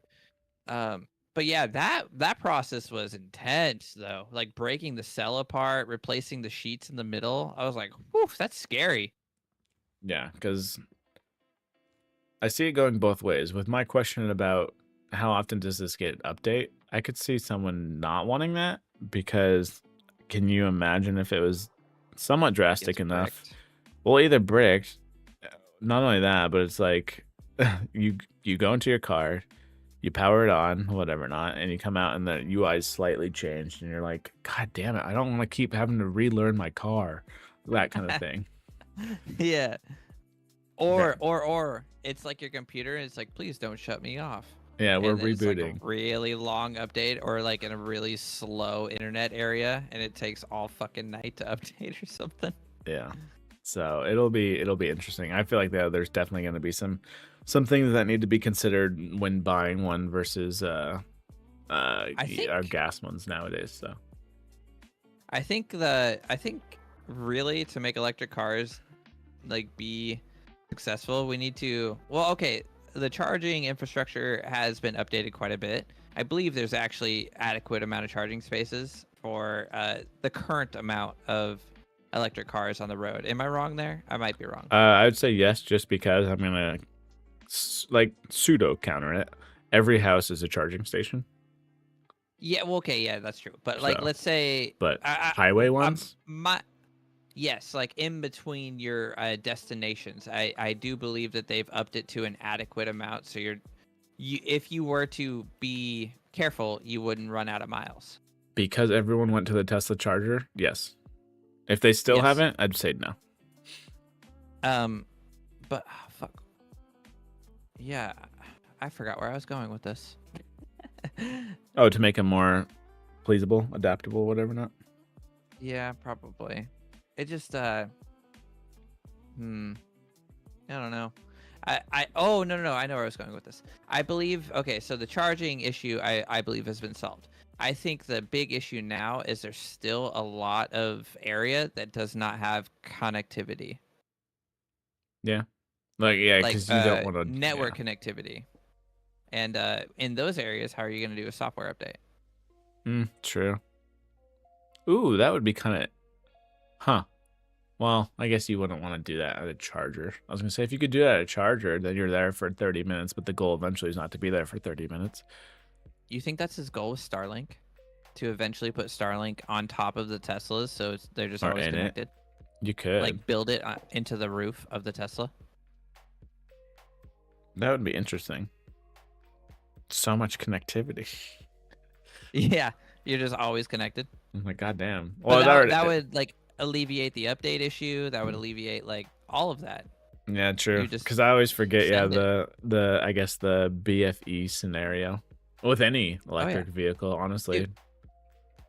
Yeah, Jensen, he has no internet at his house. Well, okay, no, that's a lie. He has Starlink, but other than that, no internet. Like you can't get your phone, you can't get nothing. Damn. Okay. That is the definition of BFE then. Okay. That's a whole new. It's really not that far out there either. Interesting. Yeah, that was a whole new. How far out until you start receiving stuff? I guess.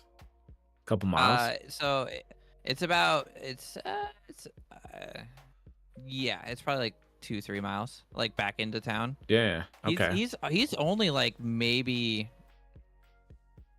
5-6 miles outside of town though. Honestly. That is interesting. He's like right on the edge. I'll show. I'll drop a pin on a map and I'll send it to your Discord and you'll know like kind of what I'm talking about. Okay. Huh. Interesting. Yeah, it'll be EVs will be a learning curve for sure to kind of wrap that all up though. Let's see. We'll get into. Drag that out. My bad. Oh, you're good, dog. It's a topic. Just talking it out. We'll go with Gemini and then we'll end it with GTA 6, just because I have a kind of a somewhat of a. We'll see if it's a hot take or not, but. All right, Gemini. Available now for everyone. Google exclusive. World premiere. I've actually used Gemini quite a bit, and I think it's pretty cool. They've like added it to your Gmail box now. You can have it like summarize an email or. I saw it in our doc. All that jazz. Oh, actually, I wanted to test that.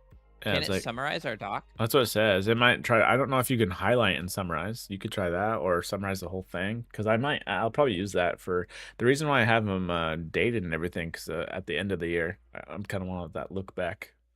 What all happened? Oh yeah. So. That'd be crazy if we actually do this all year. 1 year later. Yeah, that'd be insane. But okay, so. Yeah, they just released Gemini 2.0. Perfect timing with DeepSeek coming out. Of course they're going to release something new. The new ChatGPT 3.0A mini, whatever the fuck. All the letters of the A B C D E F G. Yeah. Next time, won't you AI with me? Yeah. I don't have too much to say about this other than it's more powerful. That's about it. Are you going to see that power when asking a question? Probably not. No, because my question's going to be stupid easy.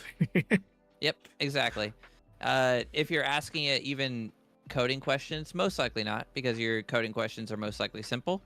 I don't know exactly where it requires more power. Maybe it's when it's like summarizing like 2,000 emails or something. Maybe they're gonna eventually do like summarize my entire text messages, like summarize all of my them. life.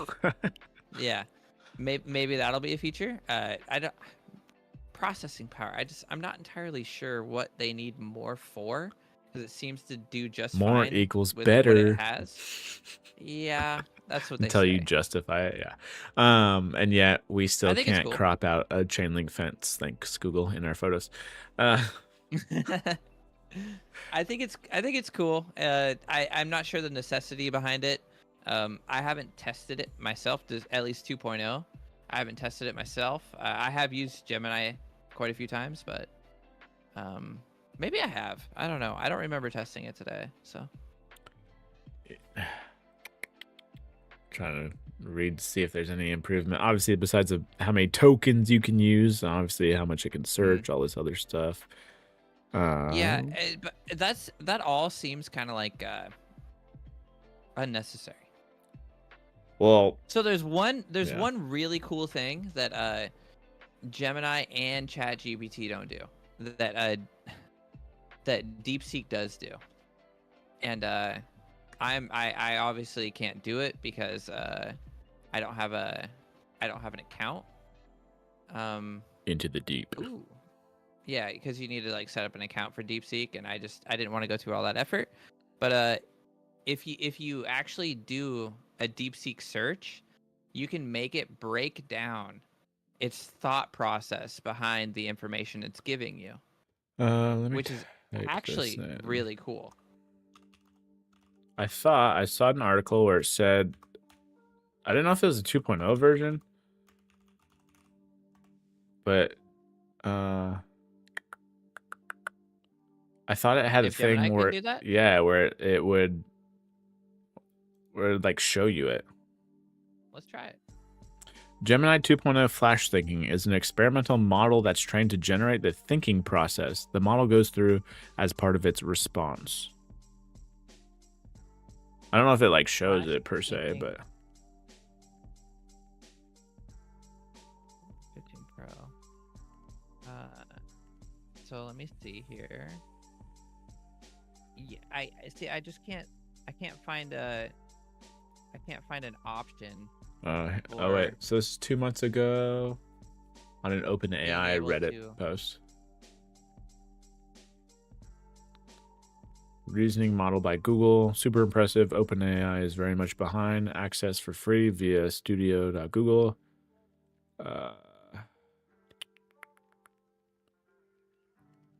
Does this allow me to just type something in? Oh, I think. Oh, that's the AI Studio. Okay, that's how to build it, I think. So, it really doesn't. I'm on Gemini 2.0 right now. It really doesn't do what DeepSeek does. Yeah. Okay. Down. Yeah, because it does a pretty good job explaining of what its solution and what its thinking is, but it doesn't like go through the whole process, is my understanding still. No, have you seen it too? It's actually really cool. I'm trying to find a video. Oh my god, you're loud. Maybe a DeepSeek tutorial video? DeepSeek trailer. Or something.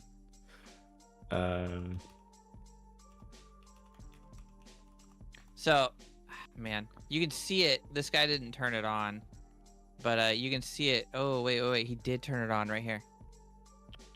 Okay, so he turns on this deep think right here. You can see it's lit up. And then this is it breaking down why it's giving him the answer it is. Oh, okay. So this is its thoughts, DeepSeek's thoughts. And then it goes through all that and then it gives you its answer. This is what generally only Gemini or ChatGPT would give you, is just the answer. It doesn't tell you how it got to that How it got answer, there. which I actually think is super fucking cool. And it would be nice too if they give you, I guess, maybe the option. Some people might not care about that. It's like, just get to the point. But when some people actually want to use AI, I guess, to learn, then that is a dope feature then. Yeah, I thought that was cool. But yeah, Gemini 2.0 should be cool. Maybe we'll see. Dude, they're creeping. Did you see the article where UW and Stanford research made an? I think it's hard to claim when you've made an AI thing, because at this point I feel like it's making AI models instead of making the AI, if that makes any sense. Yeah, but they made basically, let's just say, a model. I'm like dumbing this down a lot, but they made a model for like $50. Oh, really? Yeah, which I'm thinking that we're just gonna get to the point where if something got so good at such an expensive price, then because of that speed that it took to get there, I think it just becomes faster to the point where, you know, it just becomes cheaper.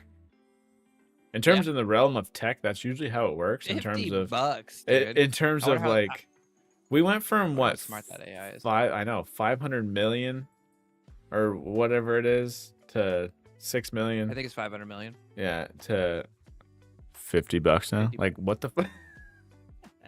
That is wild. I would love to play with that AI. Where'd that price tier go? Like, what happened? What happened? Yeah, we were talking about that tier with Nintendo earlier. Poof, they fell off. Holy See shit. ya. Yeah. Oh, see man. ya. All right. Yeah. If anything, AIs get crazy fast, and it seems like crazy cheap, but we'll see. Which is good. Yeah. But also can be bad. We'll see. Yeah. All right. GTA 6. GTA 6. You start off. I'm gonna fill my water, but I'll have my headset so I can hear everything. All right. This is the most just clickable title I've ever seen, because GTA 6, that'll get some clicks for sure. And then when you say confirms game will be unplayable for millions at launch and possibly beyond, people are probably like freaking out, like, oh my god, this shit's delayed. I can't wait another year. What the hell am I supposed to spend my shark cards on? But lo and behold, and not only that, it doesn't help when this person wrote the article saying it should be a crime. But I'm gonna probably go against what he's about to say here. And luckily he starts it off and you don't have to dig too deep, but it says millions of fans will not be playing GTA 6 at launch, and this isn't related to those who game on last-gen consoles. It will likely be the talk of social media for many months once it comes out, many years after release. GTA 5 originally released in 2013, which, holy shit, that has been a while. Good God. Let's see. Unfortunately, those who haven't upgraded to PlayStation 5 or Xbox Series X are still playing on the last-gen systems, won't be able to play GTA 6. What about PC gamers? Surely those with capable PCs can look forward to the launch of the game too, right? Well, sadly not, which I feel like a lot of PC players kind of already knew that, in terms of I don't think a GTA game has ever launched on a PC like day one. I could be wrong about that. We're not priority. Yeah, so we're not priority on that. And I don't know if this is a hot take or not, but the fact that GTA 6 is not on last-gen consoles is a-okay with me. Dude, it makes so much sense to me. How long has the PS5 and Xbox been out? Xbox X been out? Like 2020, they were a pain to get, so what, 2019, 2018? Uh-huh. Release date. What the hell do you expect? 2020. So PS5 launched in 2020.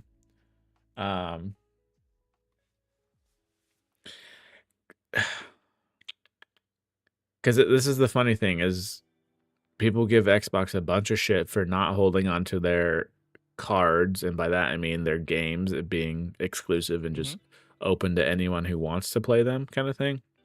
And like, bro, you need some exclusives to sell some stuff. Well, guess what? GTA, in a sense, just became an exclusive for current gen consoles. Yep. Like you got to push it forward at some point. Yeah, exactly. If you honestly thought GTA 6 was gonna come to last gen consoles, you're fucking smoking weed. Oh man, I'm that is like, like and I don't want them to dumb it down for that, if that makes a sense. game that took like how long has this game been made for? Like 10 years or some shit? Like Well, yeah, they I'm probably said GTA exaggerating. 5 I'm was sure. 2013. Well, and Yeah, they go I'm on that definitely. back and forth cycle too. They go GTA, then they go Red Dead. Hmm. So it's been in development for at least 6 years. We'll say that 6, 7 years. At least. Probably longer though, honestly. Yeah, yeah. Um, and they're gonna put it on last gen consoles when it's 2025. Thank God they're You not. are smoking weed. The one thing that is a little upsetting is the PC launch. I thought we were like at a time where, maybe we'd get it at the same time. Um, but it also makes sense. I don't think it's ever worked that way for a GTA game. We've never been priority. It's always been console is priority. Uh, I hope that changes one day. I don't know if Not they just for have this game, to. but for all games. Yeah, I'm trying to see. For example, PC gamers have waited 19 months when GTA 5 first launched. So 2013 September, and then PC was in 2015. Yeah, Well, which is fine. well, not just that too. That almost gives them a little breathing room in a sense for not only their server overload, but Bugs and kinks. bugs, kinks. GTA 5 was the first one online. So Was it? yeah, I believe so. GTA 4 didn't have an online. I think you're right. I think That you're right, at least to the extent of 5. I do think 4 had an online, but not to the extent of 5. okay, because campaign came out, you bought the disc, whatever not, you played it, and then I'd say a month later, online came out, and that was crashing and what because again the server Wild. overload and stuff, whatever not. Yeah. And so now they have granted, every company at this point has decent practice under their belt, but they still fumble it every now and again. So I can see the servers being an issue, so they can that way they're not slammed at once in terms of kind of pulled in different directions. Like, oh shit, we gotta Mhm. fix this PC port. Oh shit, we gotta fix something's wrong with the PS5. Something's wrong with the Yeah. Xbox Yeah. Series S. We can't even fucking load anything on that little machine. I don't know Thing how doesn't that. even want to boot. I don't even know how the hell they got Baldur's Gate 3 to fucking play on that Yeah. thing. But They click GTA 6 and the bitch just starts crying. yeah, kill me. But yeah, so that way they don't get pulled in too many different directions, so they can focus on that at least, which hopefully then the PC launch is smoother. Obviously, I can't remember. I'm trying to remember with the PC one. I feel like Rockstar's at least decent about when they put it on something new. They try to add something new to it as well. I don't think that's when first person or something came to it, but I feel like they're usually decent about all right, we'll add something if it's a re-release of some sort, sort of. Ah, I don't remember, man. That one's a hard one for me. I liked the old GTA games. I don't play any of the new ones. I played 5 for the campaign and then some multiplayer. I can't Did you remember enjoy if it it? was by myself. Well, I'm not like an RP person, so that online is strictly RP at this point, honestly. Yeah. Um, it was fine. Like there's one mode where, or not even a mode, if someone kept killing you, which a lot of people obviously it's GTA, they're gonna do that. If they kept killing you, you'd become like invincible or something like that. But you could see Oh, them on the that's map cool. like all times. So you'd be like, all right, sweet, headhunter, let me go get this son of a bitch. And That's then kind of cool. the locking, like the lock on system for GTA was just stupid cheap. It would just, you just hold the trigger and it would just instantly and just as long as your Oh, really? dot was red, yeah, there was no free aim. As long as your dot was red, you'd be able to get the guy easily. But I've always loved racing on it, but I don't feel like I need to do that online. And I don't, yeah, it's literally RP. It's just a big old stat. You could get, if you wanted to, you could simulate anything, golf, anything on that online, play with others, whatever not. Oh But yeah. the You campaign could was run a dope. drug cartel. I will say that campaign was dope. Rockstar's gonna milk the shit out of this game though. What we got? 2013 was the last one, and it's been on 3 different consoles, and plus PC at this point. So the money alone is gonna be wild for this thing. Hell, even Oh yeah. Battlefield, their whole lab thing, everything, because people are saying, rumor has it, for the release date of Battlefield is anywhere all the way up until about April of 26, and even Battlefield's keeping an eye on GTA. Like, yeah, if we need to, we're just waiting to see when they drop a date, Push our because launch. yeah, we're pushing Yeah. that shit, because it's which makes sense, because again, with the same guy who ran Respawn, obviously he should be the one that's aware of how bad that can be for a game, because unfortunately that's what Oh happened to God. Titanfall, or Titanfall Titanfall 2, 1 or right? 2. Yeah, I think it was 2. Yeah, because Battlefield launched and then Titanfall launched, and they're both owned by EA, and it's like, what are you guys doing? So he's Yep. clearly aware of what can happen, but you, god damn, you don't do that with GTA. Like I said, Switch 2 is the only thing I could do it. Everything else, get the hell out of the way. You have to at least give a Yep. month or so of breathing room for that thing. Ideally more, but yeah. Yeah, because you know for a fact it's gonna be a holiday thing. Yeah, and they say it's still on schedule, so we gotta take it for their word so far, till we hear otherwise. But Yeah, sweet. I'm glad that's not a hot I'm take hyped then. to see. No, no, no, no. I fully agree. I'm hyped to see, because I like watching the RP. I have played GTA 5. I will not be getting GTA 6 though. It's I just an won't, just because I overwhelming don't game. have a console. So, and it's not to the point where like this forces me to like my patience level of like, oh god, I gotta go spend $500 on something. No, I'm good. Yeah, I'm good. it's just overwhelming for me. So Like, big. I'll see how the campaign goes, and once it's on Steam or whatever, not maybe pick it up and play it then. But again, that's rock. You know, they're still gonna get their $60, because I don't think they release at a different price when they release the same game on No, they whether it be a probably different don't. console. But yeah, GTA does go on sale a lot though.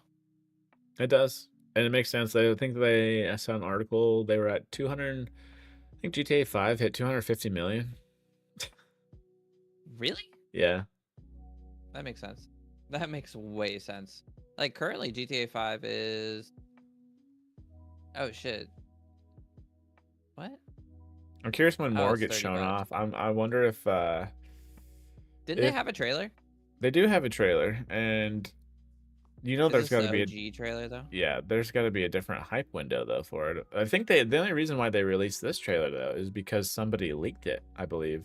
If I'm remembering Mm-hmm. this story right, Well, somebody, leaked a bunch of it. yeah, they like leaked it, and Rockstar was like, "Oh shit, we got to get on top of this," because I think We might as well show it. It's kind bes- of like when they leak a Pokemon game, or yeah, because I think besides the Mr. Beast video per se, it was like the most watched thing within a 24-hour window. yeah, Like yeah. that's how much hype there was for it and whatever not. So it's like, obviously that was that cycle of hype. They got to be doing something. I don't know if they do something in summertime though. I might be too far off. I don't know. You're not doing Game Awards, because at that point it's already December. So, but they'll figure something out. Yeah, Get that hype I train don't rolling know. again. Because that'll be the first time too if we see it on the pod. If that article is right of something being $100 for the first time. Oh, that's gonna hurt. That's gonna hurt. Well, it's not gonna hurt us. We ain't buying it. So Yeah, that's true. Imagine that sale though. It's originally $100 and now it's 70 on sale, and you're like, oof, that's oof. hard, because you have the whole word sale in there, but it's not a sale. It's normal at that point. Yes, exactly. There. It looks fun. I get overwhelmed in these kind of games.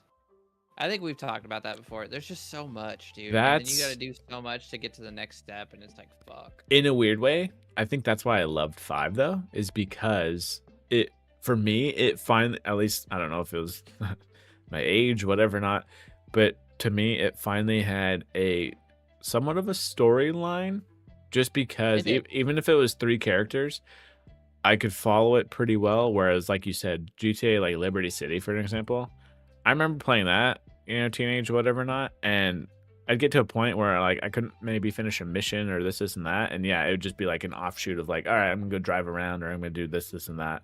And then the GTA 5 was the only one I've ever finished campaign wise. So Yeah, I haven't finished any of them. I always just went around and beat people up and stole cars and ran from the cops. That was like my GTA experience.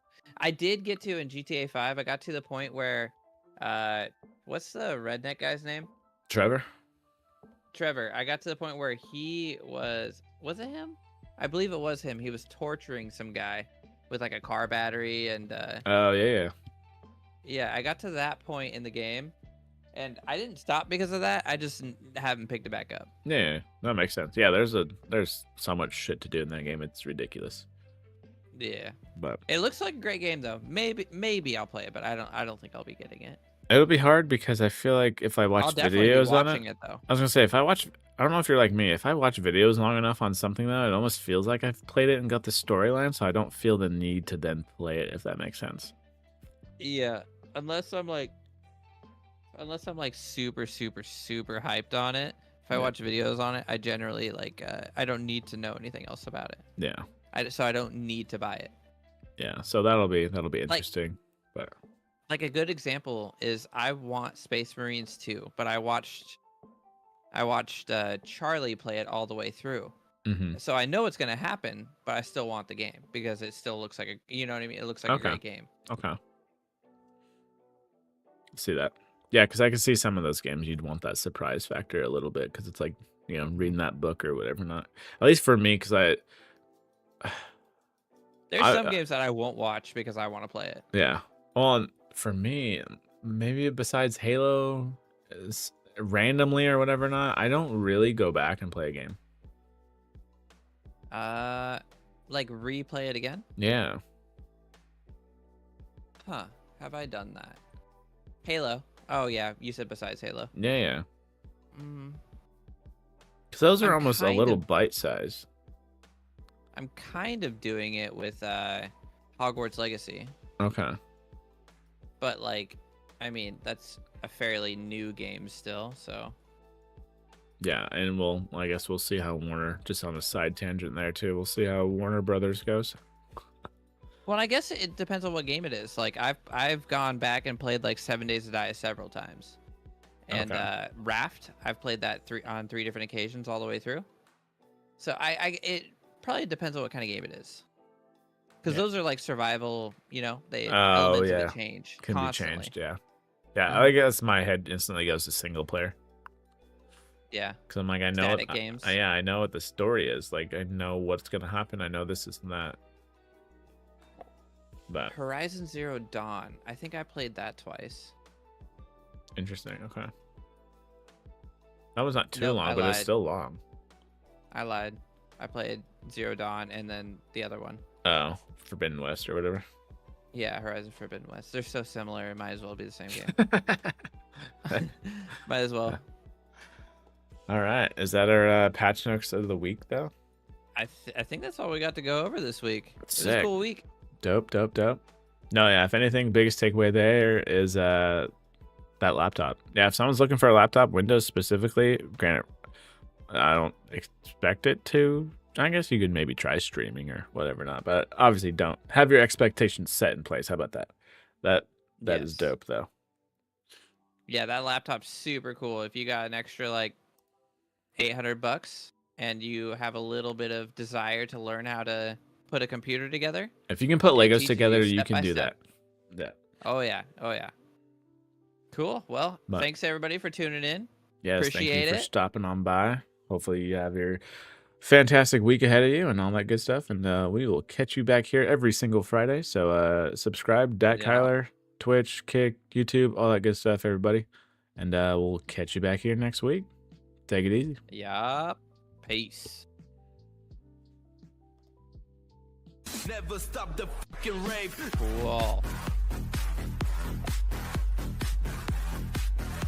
Cool. I'm actually game.